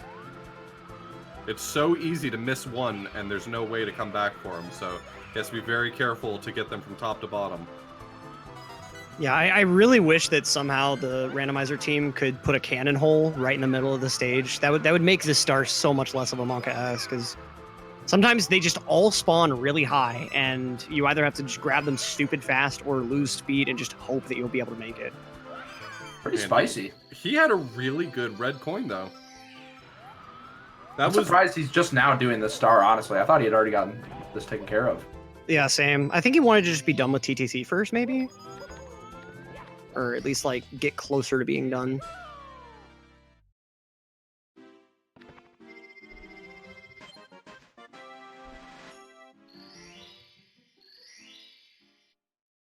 Okay, what is going on? Chrism racing the Koopa, but not finishing the race. Chain Chomp wanting a piece of the action, but not able to get this man. He's moving at lightning speed, but he might be losing his mind. Chris may have just decided midway through the race that there was some other star he wanted to get at that point instead, but he's still got plenty of time to finish up this race. The Koopa's just there. Oh my God. It is going to waste a little bit of time, though, because once you finish the race, the Koopa moves faster, so... Sure. Yeah, the optimal time you're looking for is like, what, an 18, 19 or something? Chris had enough time to cover pretty much the entire stage twice, so honestly, Koopa the Quick feeling pretty embarrassed right now. Yeah, not looking too quick. Not living up to his name whatsoever. Nowhere near the speedrunning level of LPMtissimo at all. Yeah, that guy books it. And they learned, they're like, yeah, the Koopa's a little bit slow. Our boy is going to move way faster in Sunshine. Yeah, those races were way harder as a kid. Oh, man. I guess maybe he was exploring the stage, someone in chat kind of making a joke about it, but I could see that being his actual idea there. Yeah, there's really no harm in it. I mean, you're waiting one way or another, and whether you hit the flag and make him run faster, or just meet him up there before he gets there, either way, you're probably going to spend about the same amount of time exploring. So, She's having a little bit of trouble with topless. Oh boy. Nice. Able to get that ledge grab. All right. Nice kick back into the entrance there. Now Cheese finally heading into the IROC fight. a nice straightforward fight with a guarantee that the star is going to spawn right next to you. So, this is a nice start to round things out. Oh yeah. Quick little fun fact: the text boxes that you see right before the fight, there's 9 of them in English. They're all combined into 1 in JP. Oh wow. There's actually one decent reason why JP is faster for 120 is because when you get to the start, you're not having to waste all that time on those texts. These are the facts. Now, at this point, Cheese has got not many 100 coins left to do. A couple red coins, Hazy Maze Cave still in the back of his head. Chrism with that bit of a Monka-esque grab there. One little thing for those that may not know, if you grab a star before landing on a death plane, the star grab will count. It will just bring you down to the death plane before playing the animation. And if it's in the case of like a 100 coin star, you'll just die right after. So it's no worry aside from waiting for the fall if they end up getting a star right over a death plane. Yeah, I think aside from a few red coin stars, Cheese has handled a lot of the slower ones already. Yeah, it is going to kind of hurt that in particular like this star, he's not able to do it with 100 coin, but it will go by a little bit quicker at least, standalone. I mean, if you're going to miss out on one or the other, probably better to miss out on reds than miss out on 100. Definitely. I don't know anyone who would disagree with you there. So 2 on the house. You got the better one. Gotta go for the carpet ride. Unfortunately, no carpetless happening today. Oh, hold on. Maybe? I don't know why he's doing this. There is a red inside the house, so he must just be wanting to get that before trying to take the carpet. He's safe. Strange choice, though. I mean, he could have come back down for it after riding the carpet, but... I guess it's just ultimate safety, because if you do miss that during the carpet ride, jeez. I mean, I guess it wouldn't be too bad to pick it up on the very end of the carpet. I think that's actually what you were... I was assuming you were meaning, like, pick it up while riding the carpet through the house. No, I'm talking about after he's picked up the 2 on the roof, he can just fall back down through the hole and go into the house. But Yeah. what if the red coin star spawns on top of the house? That's what I was a about good to point. say. I don't That's actually know actually where a the good point. spawner is. Yeah, I've got no clue. I If think that we've spawner's seen on it, top of though. the house, oh man. I feel Oh, like we've yeah. seen it. Yeah, it is next to Tricky Triangles. Yeah, it's by Tricky Triangles. She's just playing it safe, doesn't want to have to potentially ride the carpet twice. That is a lot of time to do that. Chrism will also need to take this ride. I'm not sure if he's taken care of 100 or done any sort of stuff with Rainbow Ride yet. So Yeah, guys, there is- what is SM64 Randomizer? SM64 Randomizer is a beautiful thing made by a beautiful man for a beautiful community. Basically, everything's random. Hence the name. You type a seed in, and then once that seed is locked in, everything is random, but it's consistently random. Like, Bob on Battlefield might take you to Womp's Fortress, but it will always take you to Womp's Fortress as long as you're on that seed. And while you're in any level, all of the coins, the enemies, the secrets, the chests are The in signs. random areas. The signs, that's the best part. The tornadoes, everything is in random positions, and so it basically remakes every level, and it makes for some pretty hilarious action. You know, you mentioned the signs. I'm reminded of the time I did a race last week when I lost to the big penguin race for the first time ever because there was a sign right in the middle of the track, and I bonked against it. Yup, I actually, there was one randomizer where on Secret Slide, I almost got messed up trying to do the Secret Star there because of a sign right in my pathway. It was like just hugging the left wall right after you do the turnaround. And the sign text is also randomized, and the bank is any text box in the game. So you'll find signs occasionally that tell you you need 30 stars to enter or something like that. No. Okay. Sorry. Okay, Sorry. yeah, I thought he was going to take that big fall too. I was just, my mouth was agape. I didn't even have time to say no. Has Chris done reds in Rainbow Ride yet? Because this is a pretty costly one that that Cheese is getting out of the way. Yeah, I don't think he has. He could also save a lot of time on it if he gets really lucky and gets a big house spawn. Yeah, that's true. That would be absurd.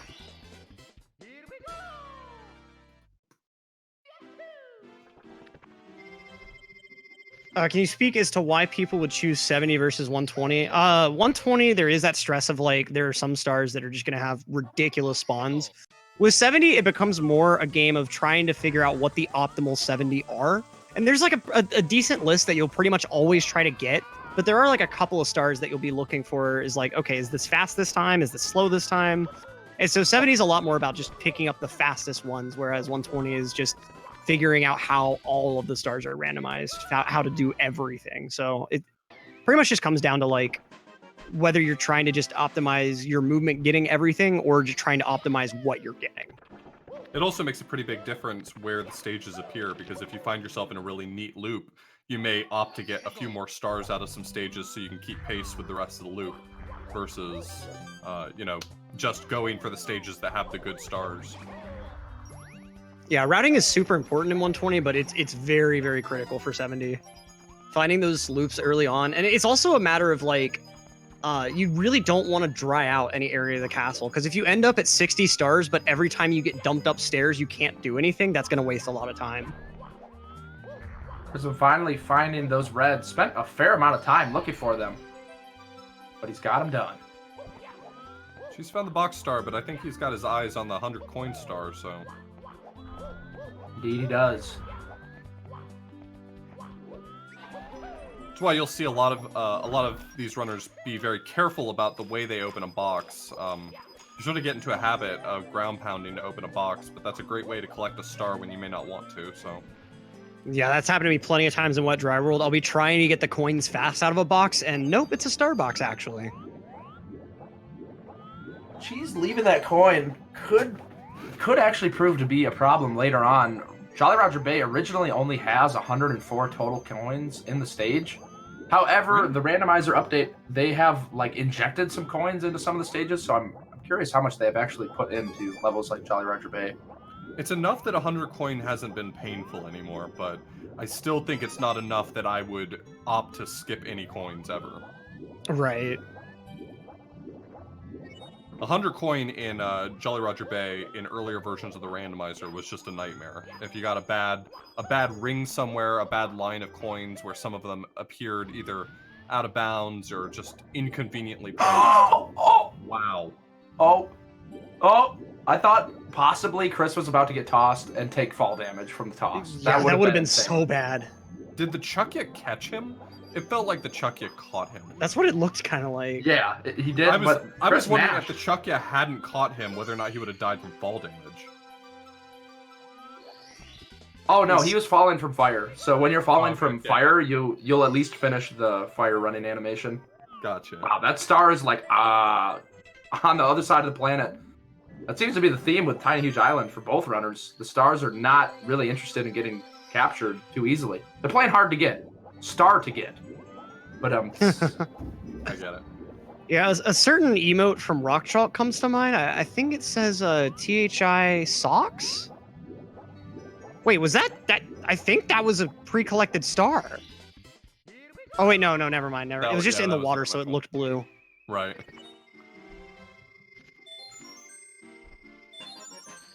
all right, and the 100 coin is taken care of. We're winding down here on Cheese's side.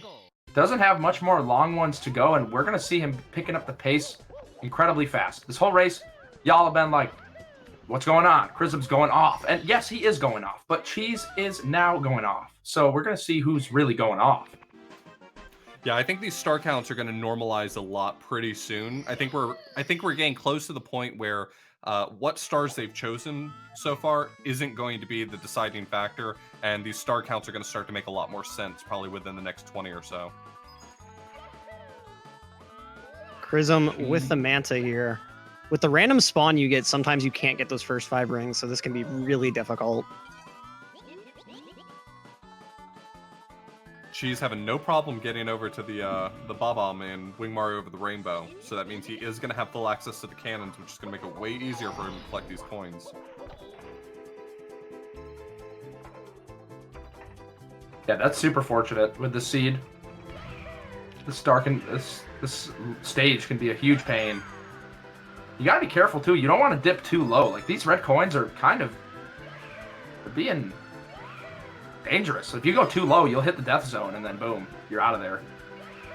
Yeah, and for randomizer, did they do the same thing they did with Metal Cap, where it doesn't eject you out of the castle? It just ejects you out of the stage? It ejects you out of Wing Mario, yeah. Oh, okay. Which is really, really nice, because there's nothing more shameful than getting kicked out of the castle. Yep. I've literally never once done this star in 70 randomizer. It's just never worth it. No. Never. All right, Cheese has got the height. Can he get these all in one fell swoop is the question. Not going for it.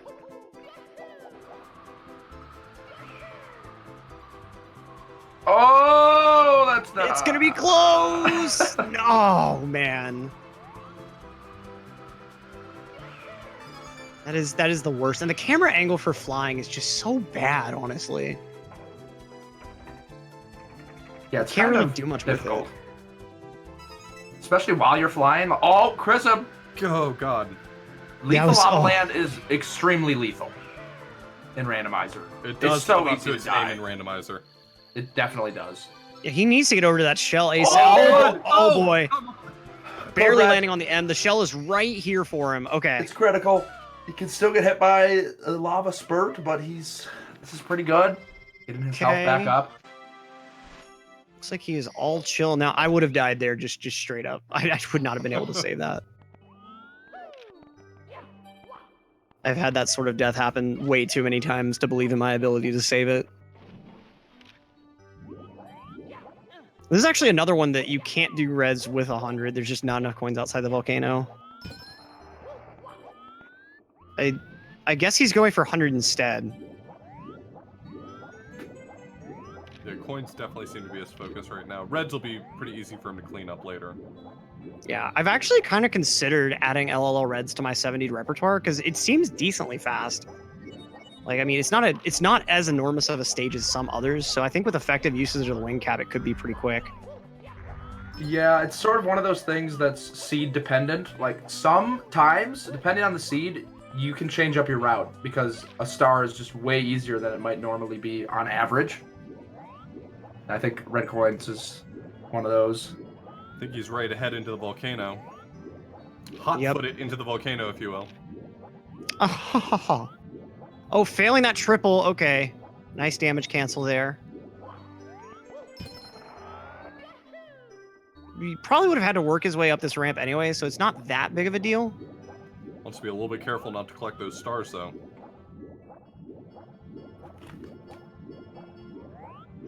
LLL red plus 100 is possible and has been. Did they add more coins to LLL? Because I didn't think that there were enough coins outside the volcano. I don't know that any coins were added inside the volcano.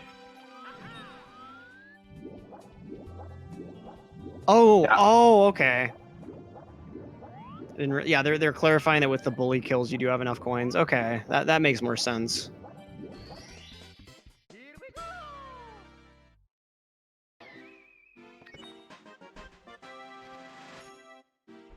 And yeah, even the chests themselves are random, which is why you just saw Cheese have to go all the way across the map. I've gotten one seed before where I think it was like 1 and 2 were on the shoreline and 3 and 4 were fairly close by underwater. I think that's that like sounds the really only time nice. I've done that star in 70 in a modern seed. I've never done a seed where it wasn't 1 and 3 is in the cave and 2 and 4 are on the coastline. Yeah, it's just like when that happens, you're just like, okay. Yeah, that was unfortunate when 0.5 came out, because used to that star was a standard for me. All you had to worry about was where the star itself would spawn, and otherwise it was really free. I will say that it for your more casually inclined gamer, I believe that it has made Dire Dire Docks a lot better because so less often are the chests right next to the whirlpool. Right.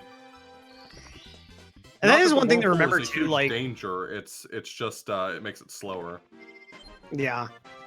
And that is one thing to remember too, is like with the randomizer, it's not entirely being developed for speedrunners, so there's a lot of consideration for the casual players taken into account as well. I would say, I'm a bit biased. I love this game, but I think that this is probably one of the more casual.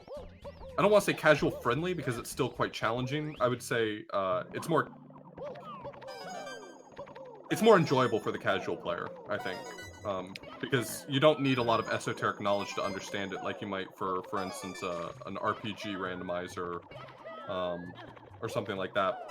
This is really nice and straightforward. Yeah, like having to get a star on top of a really high slope isn't anywhere near as bad as having to find the Kokiri sword in an OOT randomizer where it's not just given to you. So I can definitely agree with it being more accessible than a lot of randomizers because of that. Ooh, Chrism's got the moves. Making some huge plays in TTC. A little bit of spicy movement getting up to the top. Definitely. Making pretty quick work of this 100 can save some pretty good time on Cheese's attempt if he doesn't die. And he's looking pretty good. I'm getting 3 from that box. He's got a ton of boxes around here. No way that there's not enough. Oh yeah, there we go. And as we already know, there's one more red coin pretty much right above him. So if he's been pairing this with red coins along the way, then I think he's in great shape.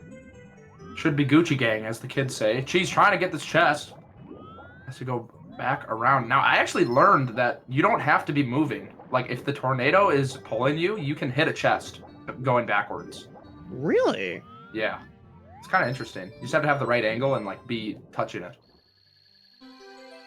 Because I think, from what I've been able to understand, the rule is just like Mario must be touching, it must be moving towards. And even then, that rule can be pretty gracious sometimes. I've definitely swam into the side of the box before and it counted.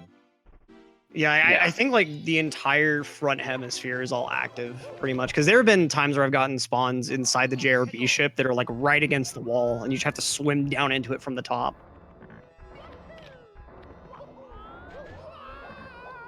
Alright, so Chris obviously his pace slowed down a little bit while he was working on TTC 100s and reds, but he's right back in the thick of it. Found that last upstairs toad. I think that might be all the toads for him, if I'm not mistaken.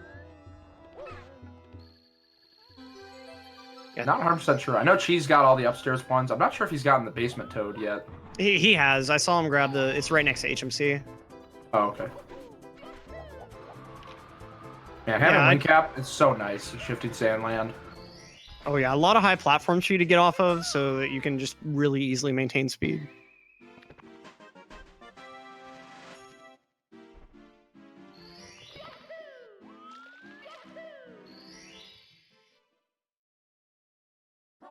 Okay.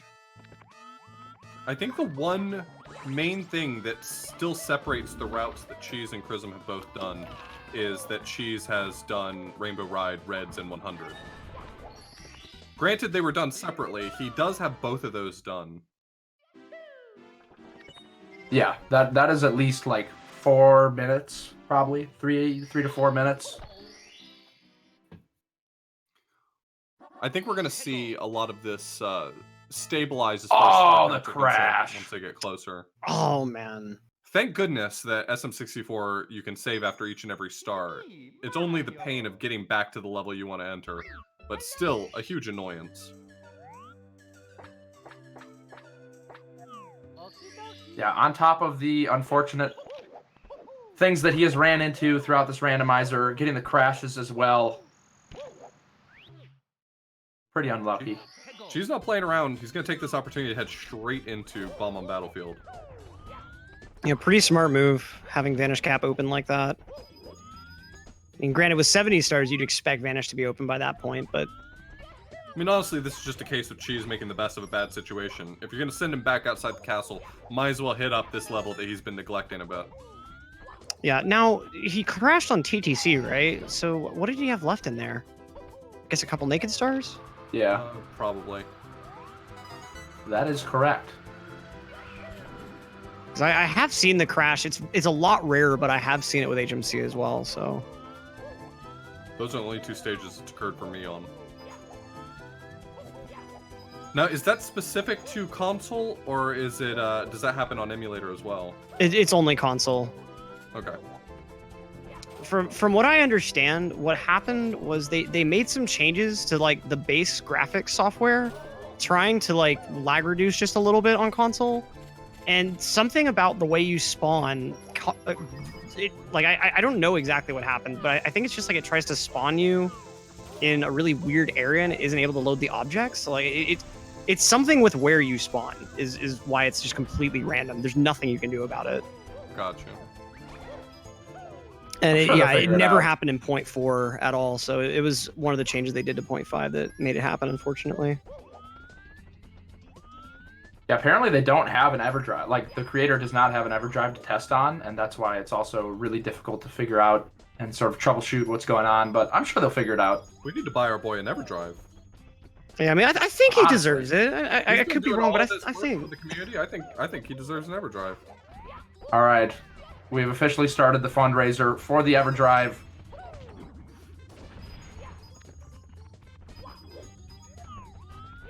nice 100 coin movement from Cheese so far, though. Making some quick plays in BOB. We got Pretty a spread out few stage. 100 coins in progress. I guess now is as good a time as any for me to plug again. Don't forget, Hotfix is funded in part thanks to your bits and subscriptions. So if you have Amazon Prime and you're not using your Twitch Prime, or if you would consider subscribing, that funding helps to support future broadcasts like the one you're watching right now.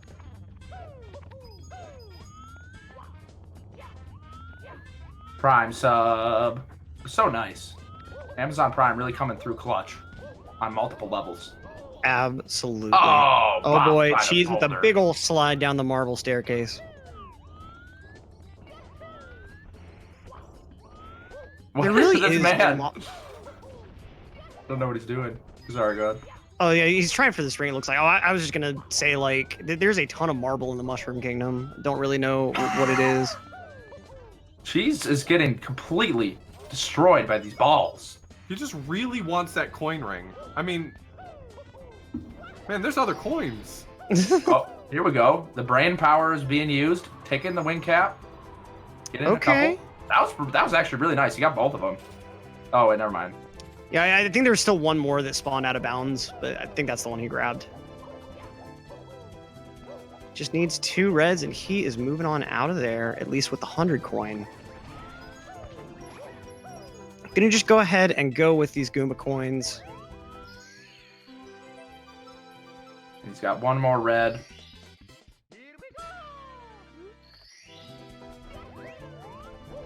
Prism slowly making moves happen here in Snowman's Land. Just gotta kill a bunch of enemies, basically. That's sort of how this 100 coin goes.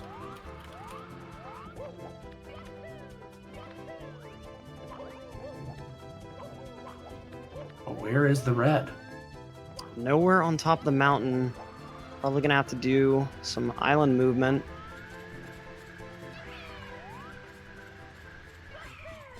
Oh, and the wing cap expiring. Very unfortunate, but just in time. Got that Nice dramatic cinematic camera angle there. Chris here is duplicating the coin frog. How exactly does that work? I think it's like if you move close enough to it, it tries to start doing the transition into the money bag from the coin, and then you move far enough away before it like properly despawns the first coin. Interesting. Yeah, it's pretty crazy. I thought For that was randomizer, actually it's a really really hard to valuable do. skill. Definitely. That's a quick road to 100 coins. Yeah, if you can do it properly. You gotta be careful. I'm not sure if it'll crash emulator, but you It'll can definitely crash console. Yeah, it gets very laggy very quickly. I mean, you can only really duplicate, probably not more than 20 of them before you've overloaded everything, right? I mean, I've seen at a very small number it lags so much that I thought it was probably pretty close to crashing. Yeah, and I mean, like, especially in standard speedruns, you don't need that many from the money bag. Even the task route only gets, like... It doesn't get very many from the money bag, even though you'd think that it would get all of them from it, but... Does the 120 star RTA, does that duplicate the money bag? No. Not at the moment. I wouldn't be surprised if sometime down the line, like, this game... It's been being speedran for a long time at this point, and It's you know, alive. people are like, it is very alive, and it's constantly evolving. One of the best speed games out there, in my unbiased opinion. Well, I'm actually unbiased, and I will agree with you. Commentator calling out commentator for not being unbiased. Might have a little bit of, beef here on the microphone. Might just have to settle some beef. Just as long as it's not in Super Mario 64. Deal. I mean, if we've got to settle some beef, we do have cheese at the ready. Can make it a very tasty full course meal. That actually does help a lot with the beef, to be completely honest. Now, I don't know if you guys saw, but Cheese, as he entered Hazy Maze Cave, he actually spawned right next to the red that he was unable to find. It was in the maze. Yeah. So I didn't that's even catch that, oh man. huge win for Cheese. Going to make these reds a lot less painful than I'm sure he imagined they were going to end up being. And so it should all the rest of them should be here in the lake, and he should be able to get on with his life. That's going to be really good news for him and the rest of his life. Indeed. Grabbing that 7. One more. There Lurking it in the is. depths. He's got his eyes on it. Boom. But of course, getting the spawn in the main room as far as possible away. The only worst thing I could really think of is if it spawned on the entrance platform. I think that would actually be better than where it just spawned. He's got a ways to go. I'm curious to see what his plan is. Actually, Go ahead. I think he's just gonna exit into the pit room and then take the left-hand door. I think that's the fastest way. Oh, Chrism starting his flight, but does not have enough wing cap juice.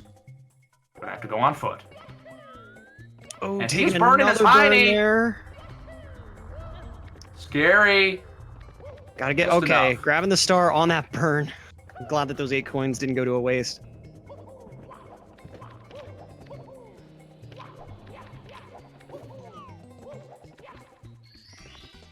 And she's finally getting that red coin star. Just Feels a couple so hours good to later. grab it. Feels so Honestly. good to be done with it.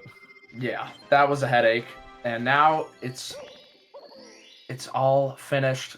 And I think that might be the end of his 100s and reds, if I'm not mistaken. But I definitely could be. Yeah, I mean, there's certainly going to be some slower event stars to be grabbed, but I mean, at this point, this is the breakaway point for Cheese if he is done with most of that. Yeah, I think he still hasn't done Town Reds. So I think that's like the only thing that. As far as reds go, that one's not too bad though. Oh yeah, it's such a small area you have to search in that even if you have trouble finding one, it's going to be nowhere near as bad as that HMC meltdown. And see, that's exactly what I was talking about on Chris's side.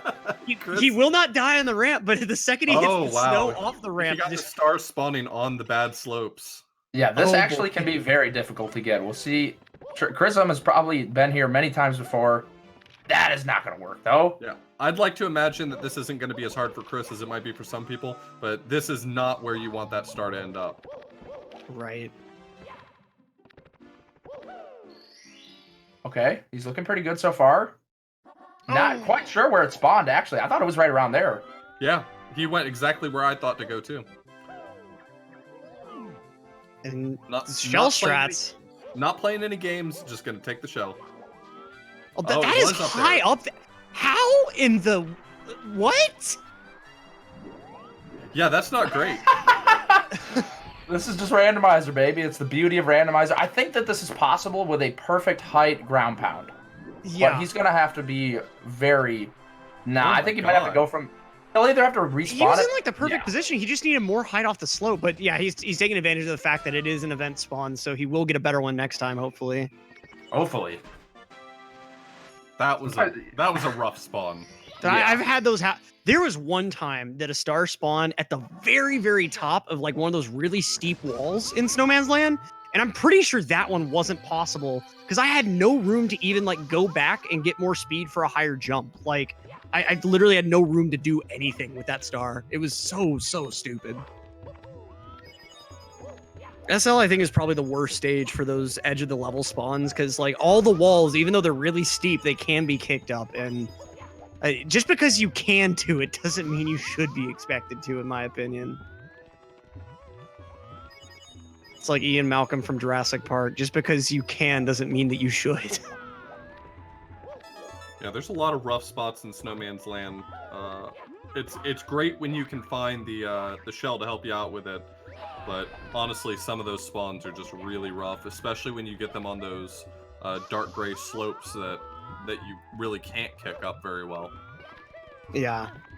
Now, one interesting thing with the box that Cheese just smashed, that box, you can get the 2 first bounces off the lava and they will not hurt you. So occasionally, like, if that box spawns on that island where you'd normally be expected to take the platform over to the red hot log rolling area, you can occasionally use that box to get all the way over there without damage.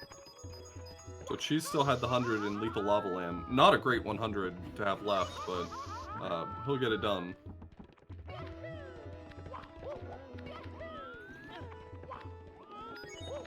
I just have to say, Cheese's gameplay is so crisp. He is rocking a Ultra HDMI modded N64, about as good of quality as you can ask for. Oh, his eyeball. I've had one since whenever they came out. Like, as soon as I found out about the project, I like subbed to the emailing list, and I actually arranged a group buy on the Everdrive forum back in the day just so I could get my hands on one, and it is worth every cent. Oh man, clean. So do you play on a monitor then? Say what? You play on a monitor then? Yeah, I actually play on it's a 4 millisecond monitor at the moment. I've calculated it's actually less than a frame of delay for this game, which is really good for an LCD setup. If you use the mode that I'm pretty sure Cheese is using alongside a like 1 millisecond monitor, like you'll have virtually no delay. It won't be noticeable compared to a CRT. But the direct mode of the Ultra HDMI sometimes has problems with capture cards. If your capture card doesn't like low resolution HDMI, it probably won't work for you. So that's actually why, like, if you go on my stream, I have like the scan lines and everything because I have to have that mode enabled anyway. Oh, I thought Cheese just went into the volcano by accident, but I think that was intended. He's got enough points to do 100 in here. He's actually making pretty quick work of it. A lot of the coins are right at the top, so I don't think he's going to have too much trouble. Going for this side flip dive. He's got a few more to take care of, but I think he's totally fine. Yeah, it shouldn't be much of an issue. More. Okay. Nothing else. I think there are 4 bullies in this volcano. That's not where you want your last coins to come from. Oh, no. Especially when you have to kill them from higher up because the coins do not bounce that high. Right. Making quick work of it. Going to be able to collect one of these nice volcano stars. These volcano stars can be pretty volatile too. I've seen most of the time one will spawn low and one will spawn high, but occasionally like they'll both be on the elevator tour area at the very end. You're just kind of like, okay, whatever, I'll deal with it. Another 100 in Cheese's pocket. Chrism working through probably the longest one in this randomizer because you do have to take that carpet. Making sure he gets all the reds before he starts his journey. Looking all around. He's in good shape right now. I mean, it will definitely be a benefit for him if he can get 100 and reds done at the same time. Is Cheese going to do the long jump of faith? Yeah. Oh, he's thinking about it. And he decided to not go for it. That is where the stars are, but this movement's not too slow. Unless you do that. Then it's a little bit slow. Barely making it out before that chopping block prevents that wall kick for a sec. Juking out the bob-omb. Poor guy. Rest in peace. So Chris, it looks like he's only got 2 coins so far. He still has to get reds. And as we know, this red's non-trivial. Yeah, and if he doesn't know they're on the big house, this could take considerable time before he even takes the carpet. This is true. He paused inside the house, and I'm not sure whether or not he was able to see the coins from that vantage point. I don't think you can. I think it shows it to you, like, I think it shows you the inside of the house still. Like, it's really, you have to be on that box to get a view to the top. It's, oh, man. Oh, jeez. Oh. The big fall. But, whoa! What? The luck with this man. The guardian angels are here. That is, how did he do that? Wow. I'm convinced that this level was designed so that anywhere where you can bonk, they made sure that it would be a straight shot to the bottom. Yeah, it's really the only stage that has this vertical alignment so predominantly. So, I mean, I think it's really just a consequence of building a very scattered stage for an ending stage and building it just straight up. Like, you inevitably leave so many holes in the geometry. And Chrism is taking the carpet, so surely we'll find these red coins, but I don't know if he's... Do we know how many he has at this point? Does he still only have 2 of them? I think he's probably got more by now, but I really would be surprised if these were just the last 2 he needed. Well, 3 if he hasn't gotten the one inside the house. Yeah, and here's certainly hoping he's able to get this one pretty risk-free. Oh, jeez, please, get the wall kick, my man. Struggling hard. I think what's happening is he's used to that timing on like regular runs, but in this particular version of TTC, there's just a lot more lag there, and so the timing for the A button press is a little bit different than he's used to, if I were to guess. Yeah, and one of the other like technical limitations of this game is if you press A right on a lag frame, the game doesn't detect that you pressed it. It just on the next frame says, "Oh, you're holding A. That's cool." You have to go from an unpressed to a pressed state in order for the game to register that jump. So it's really easy to miss inputs on those lag frames, and they'll just get eaten into the void. Wow, Really? that sucks. Yeah, so you have to be really careful on like front sub, for instance. Like you have to be very precise with when you're hitting the button.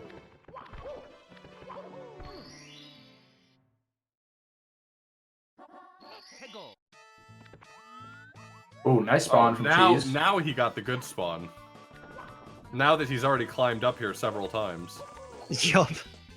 That's the way TTC just seems to treat you. And Chrism got those roof coins. And Cheese closing in while Chrism takes his time on the star. Oh, that was very nice. The rollout onto the platform. Not too shabby. Chrism going for that right side ledge grab. Very free, especially when you've got the speed going into it. Not sure what he didn't like about that movement there. Could have easily done a jump dive and just saved a little bit of time. When the tricky triangles go back down, it feels like a bear trap closing almost. Yeah, it's rough. But And he all manages to 8. pull out the 8. Not too shabby.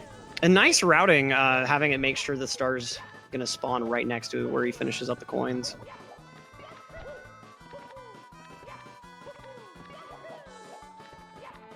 She's not sure where this last lone star is. Wait, he might have just saw it. He did grab the one at the very top, right? There's one that's like right behind a box in that top Yep. alcove. Okay. He got that one. So since I'm the one who vetted this seed, I'm pretty sure I know where the last star is. One thing that can happen too is there are a couple of stages that based on where you spawn, for some reason, the seeding will actually be different. And I Yep. think TTC might be one There of it them. is. It is. I don't remember which star it is, but it moves. Well, it moves, but I've actually found that... So Cheese right now, I think... Oh, wait, this is time stopped. Depending on if it's like time stopped, I don't know what makes it change, but sometimes you'll enter and it'll be time moving or time stop. I guess it's random, and depending on that, the stars can also shift. Yeah, What that's is Jesus' specific to plan? TTC. This is gonna be such a monka. Oh boy. Oh, wait, it is. Okay, getting onto the hand, very nice. I think he's gonna I wait mean, a little bit. That's the movement that he really needed to care about. So now that he's on here, I think he'll be fine. Okay.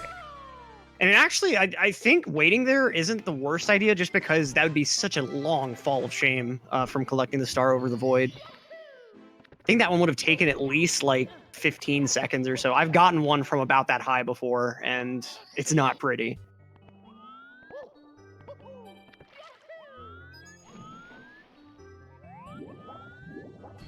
Oh, there it is. Cheeky little star Alright. for Cheese. A nice quick one. And for the first time in a little bit, within 20 stars of Chrism, so definitely making up some time with these fast ones. Yeah, Chris winding down, though. 13 stars left. I mean, if I were a betting man, I'd say Chris still has this, but Cheese has definitely managed to not let that lead go too far out of hand. Yeah, I think there was a point where it was like 30 something stars. It was like, okay, this is looking pretty gruesome. And it is worth noting for anyone who didn't tune in right from the very start, Cheese actually entered the wrong seat at the very beginning, so he's actually a little bit behind without even like taking a lead into consideration. Yeah, I think ultimately that probably cost him about a minute or two. So, you know, and on top of that, whereas Cheese definitely has a lot of really great movement, Chris has just been playing so unbelievably consistent. Yeah, only a couple slip-ups here and there. He's a safe player. He's not doing anything too crazy. He's just That's exactly what you moving. want for a 3-hour race. Yeah, and randomizer. Like, people will try to go really fast in randomizer, and it just ends up hurting you a lot. Like, sometimes you just gotta slow down, look at the situation, and realize what's going down. Yeah, taking a second to look around is way more worth it than taking a minute to die. Ooh, Cheese with the awesome movement across those rails there. Only the rails you can like actually move across reliably, so.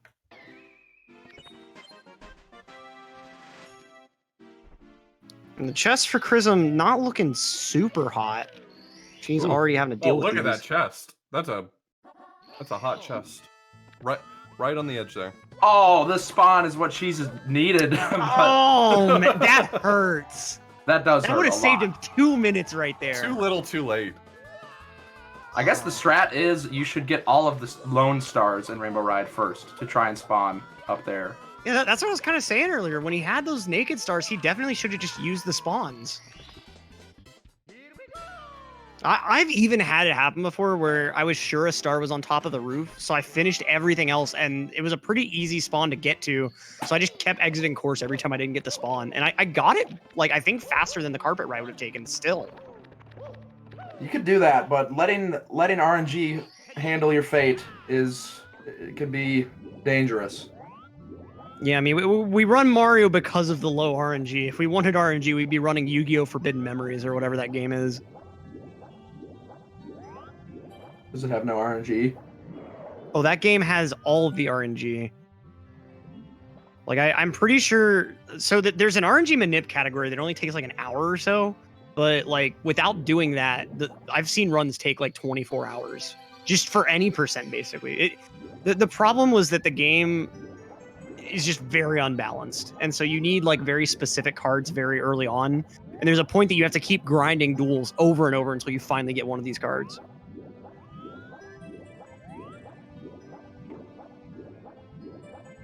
A guy cheated in that game recently? Really? Yeah. That's kind of a shame. I actually heard about, I remember Fuzziness was messing around with someone made a mod where instead of just getting 1 card per duel as a reward, you get 5 or 6. And so it makes the game way, way more bearable for like a marathon type run. Chrism is cooking 10 stars left. 120, but she's staying on his tail and actually going to save some really good time here on the monkey with the monkey glitch. Nice. Pretty well got it. Perfect. Yeah, if you remember, Chrism had to wait for that monkey to walk all the way over here, but she's just carrying him on over to his eventual destination. Oh, they do it at 15 cards now? Wow. That's wild. Yeah, there's a mod where you can get more cards as loot for successful wins, so it takes less time to hunt down the cards you actually look for. Yeah, the last update I'd heard was only 5, so bringing it up to 15, that's wow.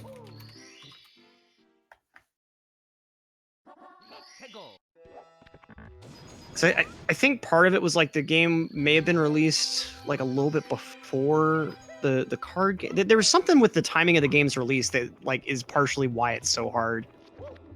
So I know like the first season of the anime was before the card game itself came out, and oh man, that would have been a very fun card game to play because they just made up rules as they went. But anyway, enough Yu-Gi-Oh!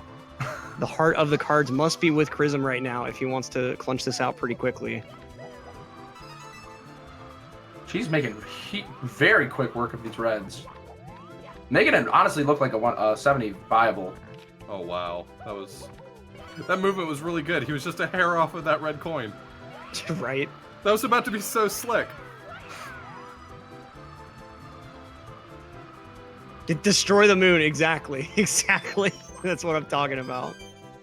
Cheese did a great job of finding all those reds quickly. that Oh, was yeah. very nice. I think he's been to LLL a few more times than Chrism had before doing reds, and that can certainly help, just being able to see the layout of the stage while you're getting other things. Yeah, you never talk about it in speedruns because obviously you know where everything is. But boy, is it hard to find all the red coins in a level that is predominantly just the color red. Right? Oh my god, Cheese reminded me of that Okay. Mario Party game where you have to jump over the flame. Oh, man. Prism working through these reds, giving Cheese some more time. 17 stars away and shrinking that lead by the second. Also, I thought about this earlier when Chrism bought that Koopa. We didn't get to see it, but if you just want the Koopa's shell, like in THI, oh, that death. Trying to go for the cheeky wall kick. If you don't bop the Koopa, he will chase you all the way around the level for his shell. He will not stop, ever. Really? Oh, yeah. In Yeah, THI, constantly, I've killed him on the beach slope and, like, gone up and around the level and such, and I've been, like, near the red coin area and just saw him, like, huffing and puffing after me. He will hunt you down. He wants a shell. And it's funny because all you have to do is run him over with his own shell and he's just gone. Like, he's got that fighting spirit for someone that's inevitably just gonna lose. Ooh, Chris there was going for a pretty much task-only maneuver where if you spawn 2 stars 4 frames apart exactly, they'll spawn at the exact same time. You don't have to wait for one to spawn, then the other. Oh, really? Oh, it's a frame per. I thought it was just like if you got the coin in a certain like very small frame window. I didn't realize it was frame perfect. Wow. Yeah, it's a bop. You see it in the Wumps Fortress 100 in the task, and it's pretty cool because they take a completely different route that lets you hit one of the piranhas as your last like major source of coins. Yeah, I didn't realize that was frame perfect. That's pretty wild.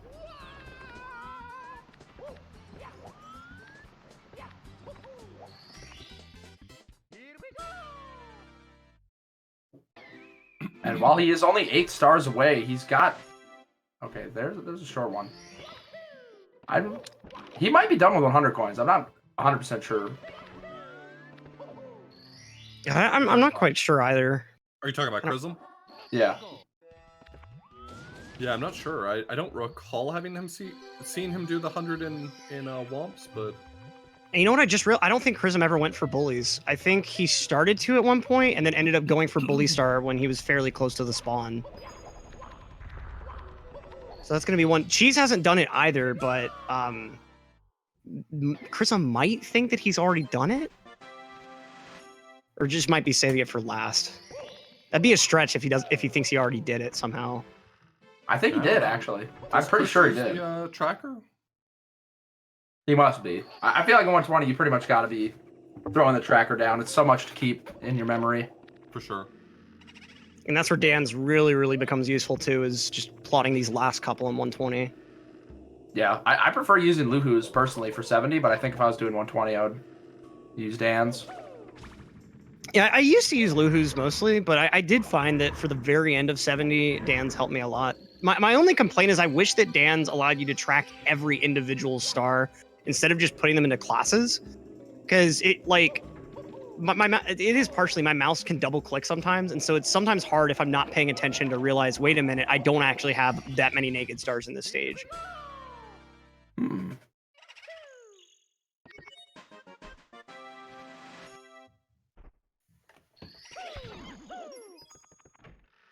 So how's this race looking? I think that Chris, I mean, he's got such a commanding lead this late.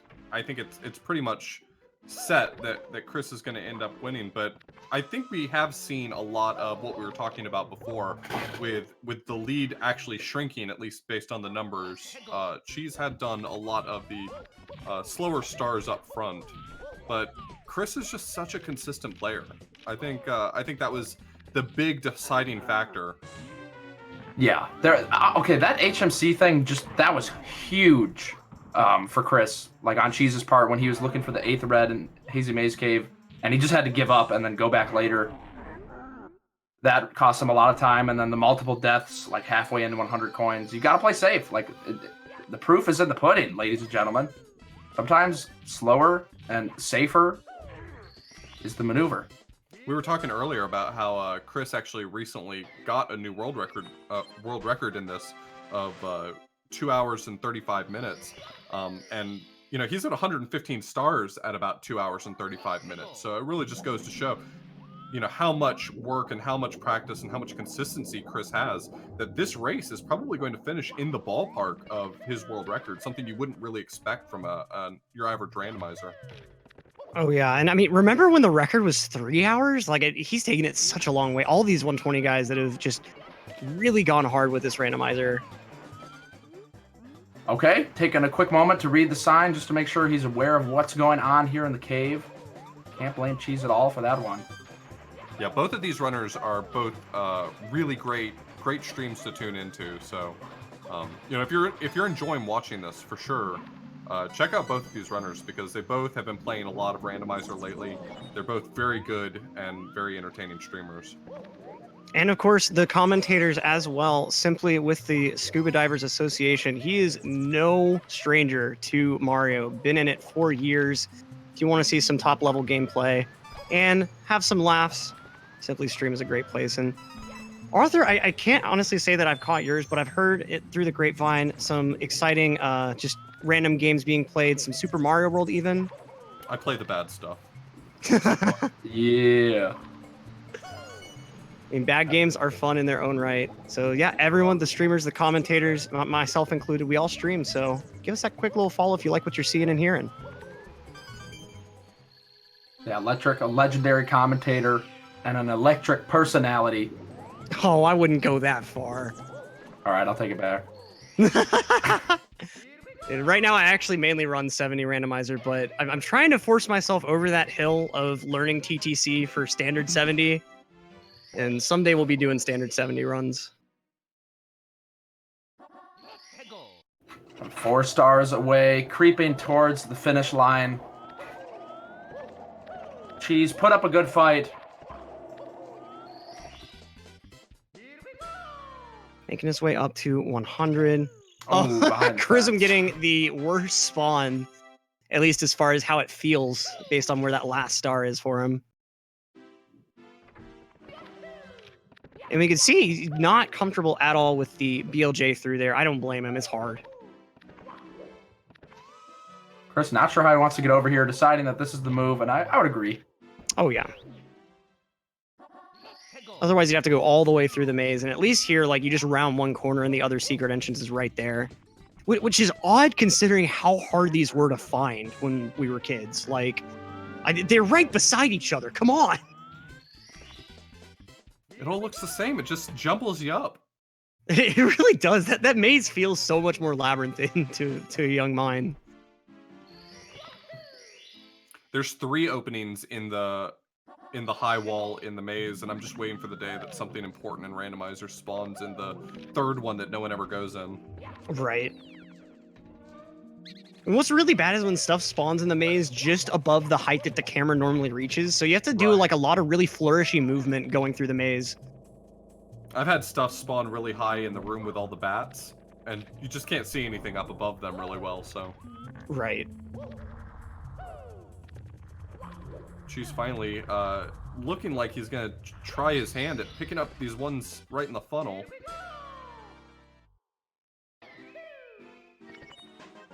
And that funnel can be really, really weird to move around in because some of the polygons aren't slippery and some are that are like right next to each other. You wouldn't think that the steepness increase would warrant actually making it slippery, but sometimes it does.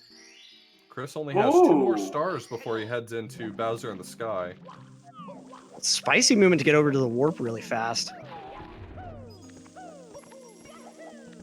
Wait, I thought the box star was the one that was next to the, like down by the Chuckya. No, Cheese found it in this box as well. Oh, Cheese with the huge bop there.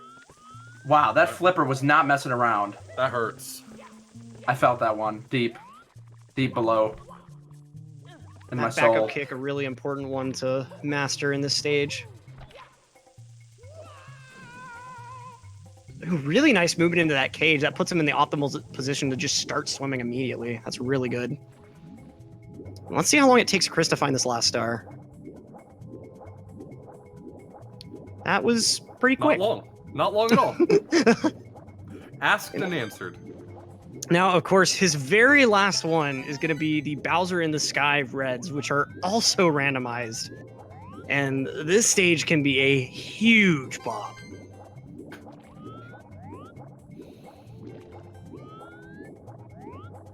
I think it's only appropriate that the stage with honestly the most inconvenient red coins in the game, Vanilla, also has the most inconvenient ones in a run.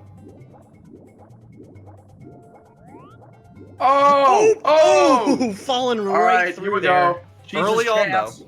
At least it's early. It's But his we do time to have slide confirmation, in. though, that there is a red coin at the very start of the stage. And so if we see one in the pipe area, this is going to be a very long trek.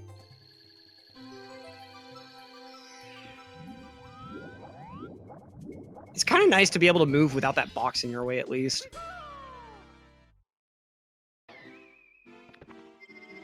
I'm going to be going all the way around, but no reds in sight. May as well have done that triple jump dive. Goomba falling from the sky, saying hello. Chris taking Some of the full enemy advantage spawns of are the- just full ridiculous. advantage of the pause as much as possible. Yeah, he's a pause champion.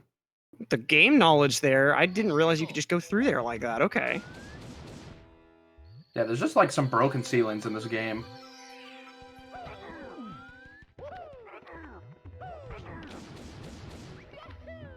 Okay, nice bop on that Goomba, getting him out of his way.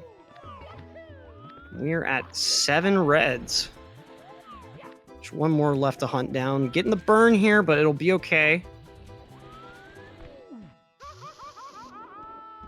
Ooh. Oh, the luck. Oh, man.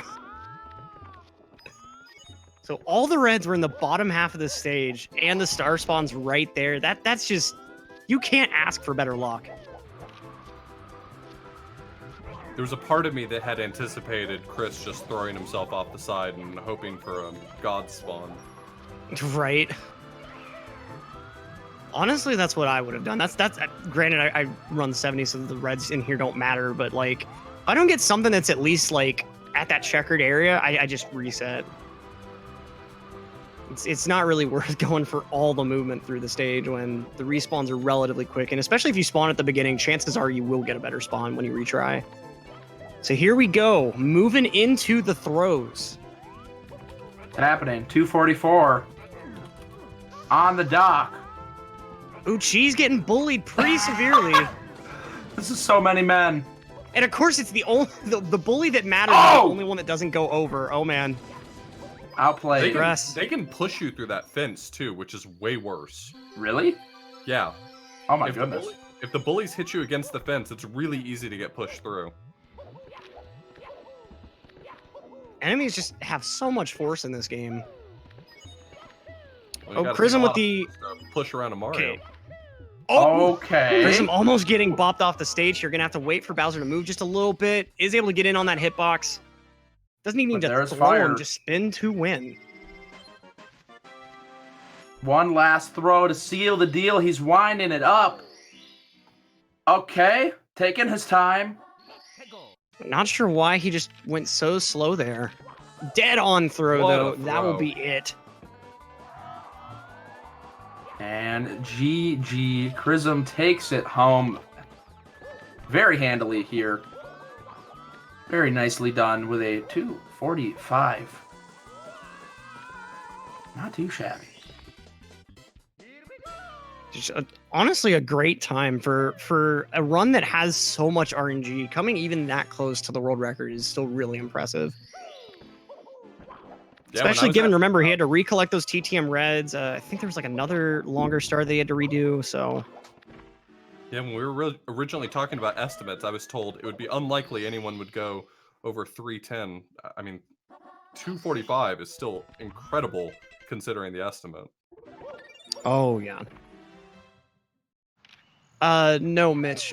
Only... So, Arthur Blues in the call here just vetted the seed, made sure everything was possible, but these guys have never actually seen this seed.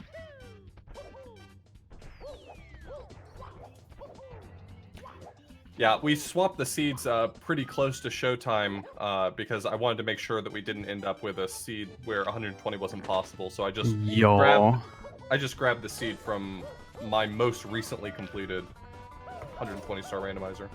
Yo, what's up, Chris? What's up? That was okay. Yeah, you did all right. That was really impressive. We were talking about how consistent you were.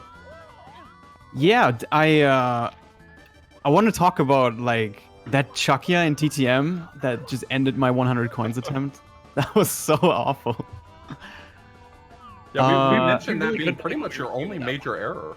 No, and in SSL, that was the other one I was really mad about. I grabbed the star with 97 coins. Oh. Because I forgot I was doing 100.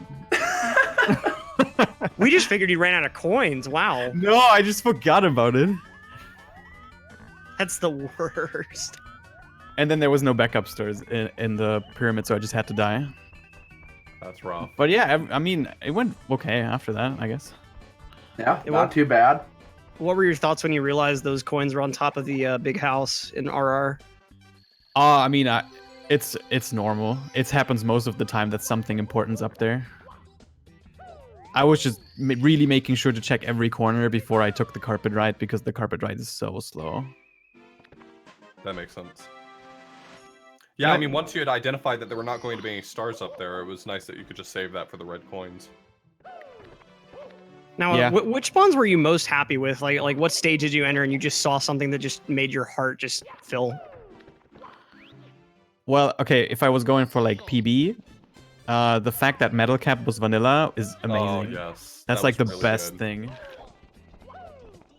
We were all very happy to see that it wasn't a full stage in there. Yeah, that would be awful. You have to travel there so much then. Yeah, having it be like Wet Dry World or something, even in 70 is just debilitating. Yeah, that slows you down a lot. That's pretty spicy. I mean, obviously outside of those big mistakes, like when you're doing 120 star randomizer, I feel like it's really hard to avoid because there's just so much.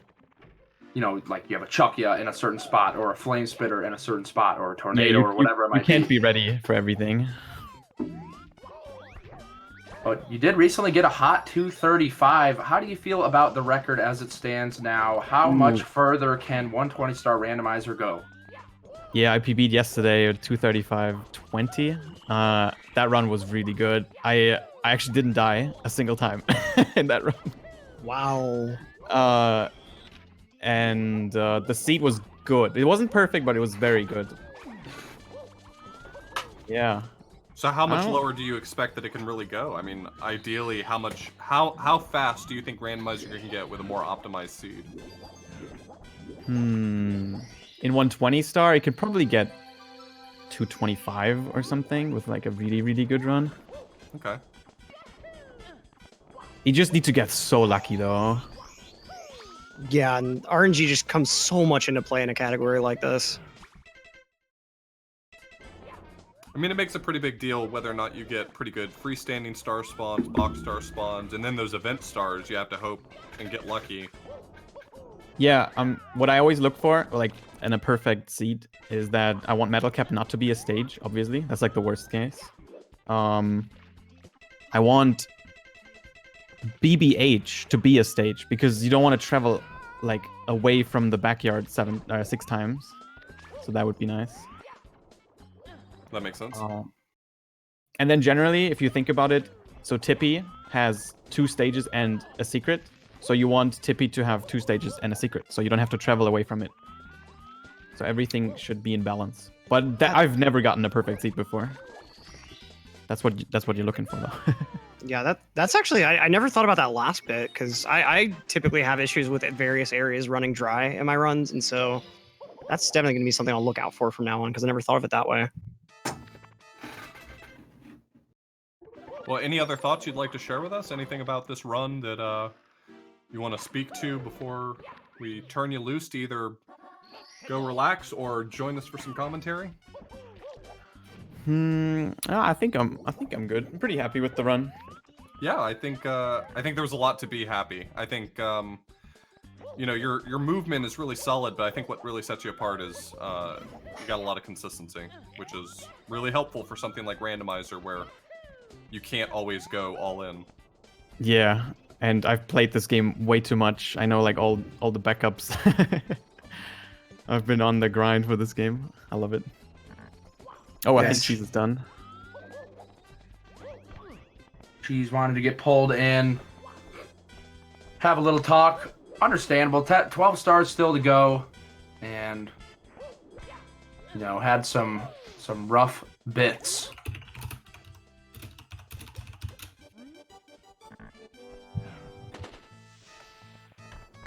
Oh, there he is.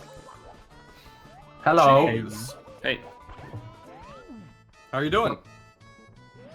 amazing. Thanks. Some Did you have any? sarcasm. Was there any major like mistakes for you? Was there any major? Oh god. I I didn't made watch. a lot of major mistakes, yeah. I Oh. died Yeah. about 8 times, 7-8 times. Oh boy. Yeah, I guess the big question that a lot of people are wondering about is like, what were your thoughts during that red coin fiasco in HMC? Well, I did check where the coin I couldn't find, I did actually check that. Like twice. I just somehow did not see it. So when I spawned and got it, I was like, like really, like how did I not? I can't believe I couldn't see that coin. But That's the I mean, worst. HMC was just one out of many things. I actually didn't play bad. It was just Tippy. Everything in Tippy was bad. Like that's where all my deaths were, except for like one. Tippy was really bad, and my history with Randomizer is Tippy always goes bad. I always die all the time in Tippy. So like, and I know why too. It's like I try to go as fast as I can because I'm a speedrunner, and that's all I do is trying to go as fast as I can. So I try to do hard strats, and I die all the time because of that. So that's what caused my deaths. I try to go to optimize when I really shouldn't have. And well, I think Prism is used to doing things like that are different all the time, I guess. So he's used to being safer or knowing how to be safer. Yeah, just playing safer, approaching everything because deaths are so bad in Randomizer. You have to travel Yeah. extra because of them. Yeah. Yeah, I'm gonna say I was very disappointed that I started with the wrong seed, and because my friend was like, you guys have time to get a drink and whatever until the race starts, and that's what I did. So I went to get a coffee and stuff, and then I was trying to get electric in the commentary last that minute. was- Like, That was my fault. actually, while I was typing the electric, while you said 3, 2, 1, go, and I was like, oh my god, I have to go, and I didn't even see the seed change, so I got I'm really sorry messed about up there. Yeah, I'm But, sorry about that. We changed it at the last minute because we were talking about it in commentary about how we really didn't want to end up with a seed that was uncompletable, and so I replaced the seed with one that had been vetted recently. So Right. So that was like, it was about 3 minutes, and I was like, well, I want to restart, and then I realized it's randomizer. I can't just, we can just make it a random seed, and it's possible that it's not a good seed. So I mean, it's at like, that point, we could well, have just gave you the extra 3 minutes at the end. Yeah, I guess. But Yeah, that's yeah, it's something like that. And it threw me off really bad. And then in the beginning too, I died a bunch. So the beginning was hard. I was like, well, this really sucks. I have to play really good now. And then I wasn't playing bad. It's just all the Tippy basically, and that was it. It's just, well, HMC lost me like, I don't know, 5 minutes or something crazy. All the deaths. So it was not a good run at all. It was probably one of my worst 120-star randomizer runs. But I just want to it was a lot rematch, dude. I'm just saying now we need to get the rematch at some point. I'm down for a rematch. I got beef.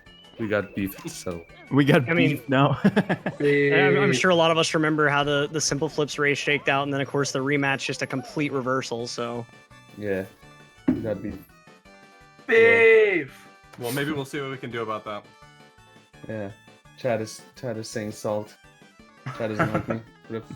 I mean, hey, if you die midway through 100 coin in TTC and Rainbow Ride, I feel like you have the right to own the Morton Salt Factory at that point. I mean, it is salty having a 3-minute deficit in the beginning. That sucks. But I mean, you could have been like, oh, we're just giving 3 extra minutes, but I played so bad it didn't matter anyway. Oh, yeah. GG's. My 2 biggest errors, cheese. I did both SSL 100 and TTM 100 twice because I either died or just grabbed another star with 95 coins or whatever. Well, I did TTM 100 3 times. Remember, I Oh, won no. it twice, and then remember I had Reds twice because I died before the Reds. And then I did TTC Reds again because I died before this last one. And then HMC Reds I had to do again after 5 minutes of looking. The biggest run killers for me are usually also HMC 100 because the red coins are just too hard to find sometimes, and then BBH just entirely. That stage sucks. Yeah, I could go on with mistakes, but yeah. Well, it was a ton of fun to watch. Both of you are awesome players. I know it didn't shake out exactly the way you wanted to, Cheese, but there were a lot of really hype moments throughout that. A ton of fun to watch and talk about. So, thank you both for being here. Yes, thanks for having us. Well, before we round it out with any last thoughts, I do want to just mention a few things that are going on for GDQ Hotfix coming up, or GDQ in general. We've got GDQ X submissions closing on the 14th. So if you're wanting to submit to that, that's going to be at TwitchCon 2019. So make sure you get your submissions in. We got a Cusa Grande show coming up on Wednesday at 8 p.m. We've got the Frame Fatales game list coming out on July 18th. And also, if you enjoyed this, if you enjoyed Randomizer, we're actually having on GDQ Hotfix an entire week of Randomizer. We're going to do Randomizer week on in September from the 15th to the 20th. So each night is going to be different Randomizer programming, showing off this awesome community's randomizers all throughout. It's going to be a ton of fun. So, Sweet. do you guys have anything you want to plug yourselves, plug your stuff? I'm plugging in. All right, boys, listen up. So I'm Simply and Electric and Cheese. We are all a part of GSA. Electric and I do a lot of commentary, and Cheese is sort of on the team, helps with coordinating, marketing, stuff like that.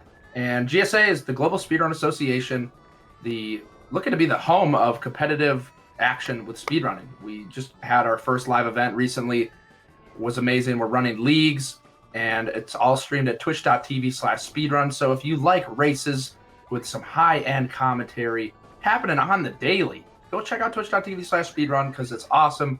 We got great stuff planned for this year, and we might even have some randomizer tournament being run in the future. So keep your eyes peeled. Yeah, that'd be awesome to see. And of course, I am Electric. As Simply said, GSA, wonderful organization. Definitely go follow them. And of course, both of us run the game ourselves, both randomizer races and traditional runs. So if you just love Mario 64 running, go ahead and give Simply and I a follow. Really appreciate it. I am twitch.tv/cheese. It's that simple. I forgot to tell the guys that to put CLG cheese because I am part of the CLG speedrunning team, along with Phil's Simplefoot, CFG.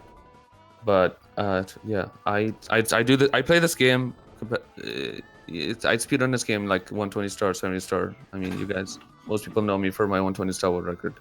And Randomizer, I must say though, Randomizer is at first when it first came out with other games, I was confused. I was mostly of like.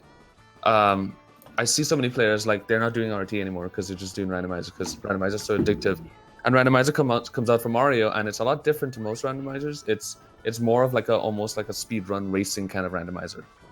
A lot of other randomizers are a lot more. I don't want to say casual, but like these randomizers could be very close, consistently close. This Mario 64 randomizer really makes for a really good tournament, potential tournament, I would think.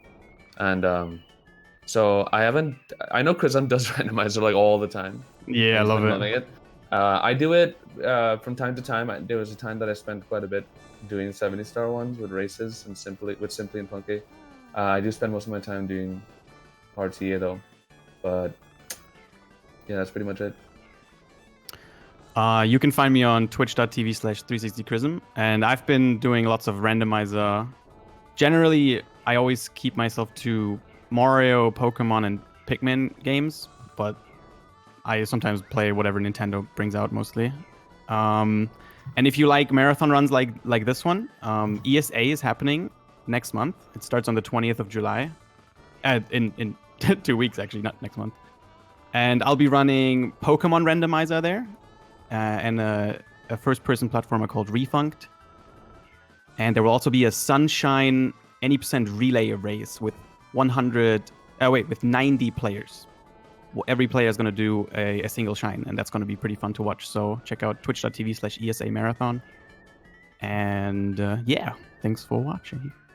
Awesome. And one more time, Hotfix is funded in part thanks to your bits and subscriptions. So if you have Amazon Prime and you're not using your Twitch Prime sub, or if you just feel like supporting GDQ Hotfix, please consider subscribing to support future broadcasts much like this one. So with that, if there are no last minute thoughts, I think we're pretty much done here. Thank you once again, Chris and Cheese. You both did a great job, put on a great show. It was so much fun to watch and talk about, and I think the chat really loved it. So, all right. Well, I think we're going to, in the spirit of this randomizer season, I think we're going to head over to go see a Dragon Warrior randomizer. So, everyone have a great day. Enjoy. Thank you so much. It's been a pleasure. Peace. Peace.